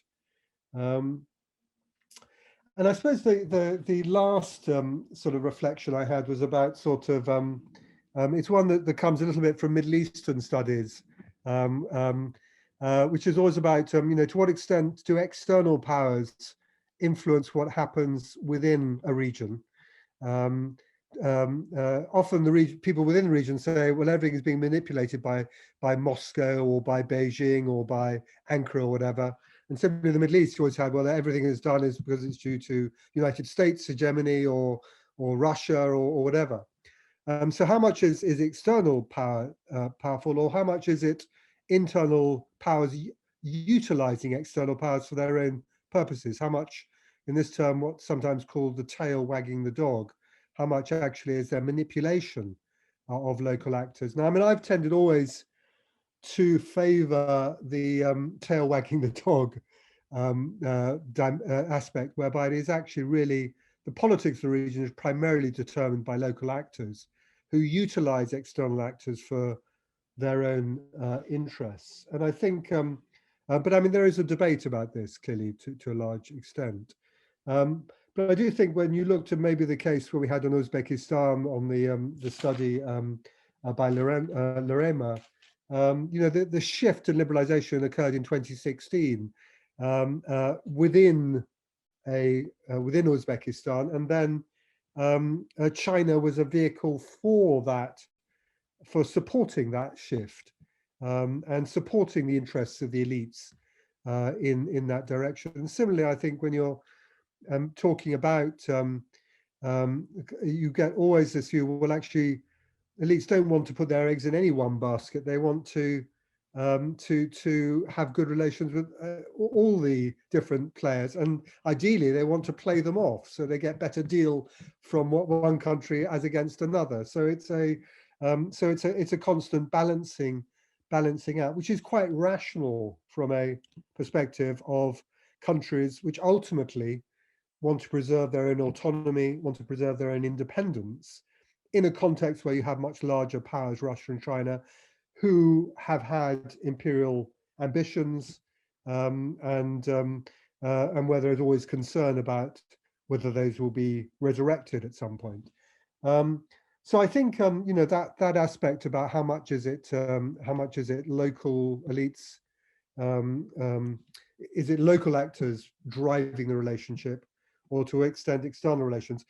And I think obviously, as I was going back to that, and whether this is politically driven, having a political dimension, or whether it is purely economic and functional, and whether BRI is really more of a functional thing rather than the political phenomenon.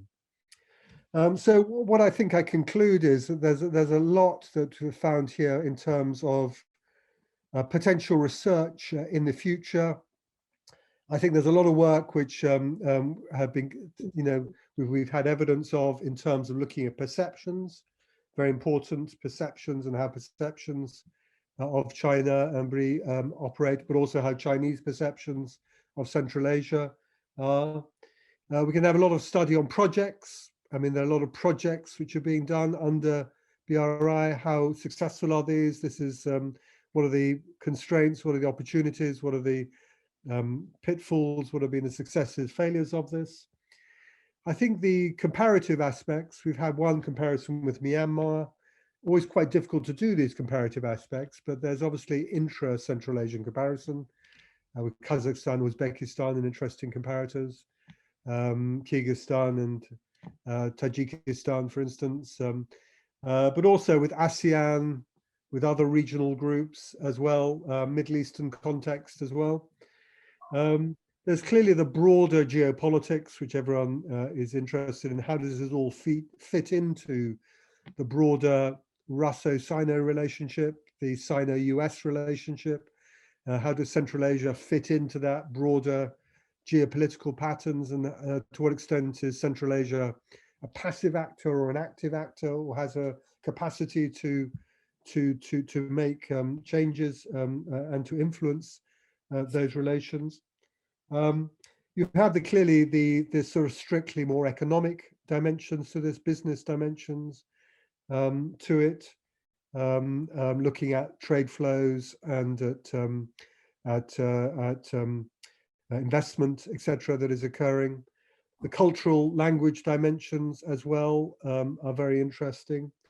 And I think finally, I mean, this is a ripe area from a more academic point of view of sort of theorization of and I think there's quite a, you know, I'm actually looking at a project at the moment on Central Asian integration. And so how does relations between Central Asian states relate to the relationship with China and Russia, and to what extent do external actors inhibit or encourage greater integration within the Central Asian region itself? And so whole issues about regional integration, regional processes, ways of balancing, bandwagoning. There's a whole lot of, this is more my area of international relations, of theorizing about these relations. So I think I've come, I think, almost to the end of my session. Hopefully that's a few reflections which might be helpful as, you know, you develop all these ideas and great potential papers, into papers as well. And I hope you'll all also take up the opportunity when it comes up to come to the inaugural conference in Tashkent of the Forum for Uzbek and Silk Road Studies. Okay, thank you very much. Thank you so much, Roland. These were really fantastic thoughts that put such a good frame on, you know, the various different papers and the different perspectives indeed that we can adopt on this.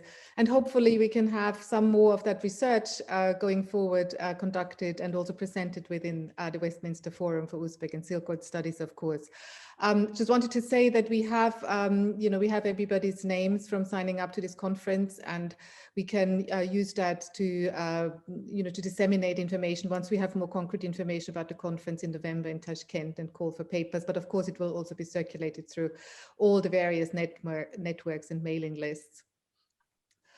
Right, so it just leaves me with 1 minute of our slightly delayed end time to thank you all immensely for being here today, in particular all the speakers for the fantastic presentations, for your wonderful timekeeping, and for really ensuring that this was incredibly inspiring and instructive 4 hours. And I hope this is just the beginning of a conversation and not the end of one. And indeed, for those of you who were presenters, I will be in touch over the next couple of days with the Zoom link for next week's session from 12 to 2 on Wednesday. And I will also be writing in relation to perhaps the briefest of agendas or questions that we might want to frame our discussions around. But for today, I just want to say thank you again, and have a wonderful rest of the day, however much is left in it, depending on where you are in the world. And hopefully see you all again soon, and let's stay in touch. Goodbye.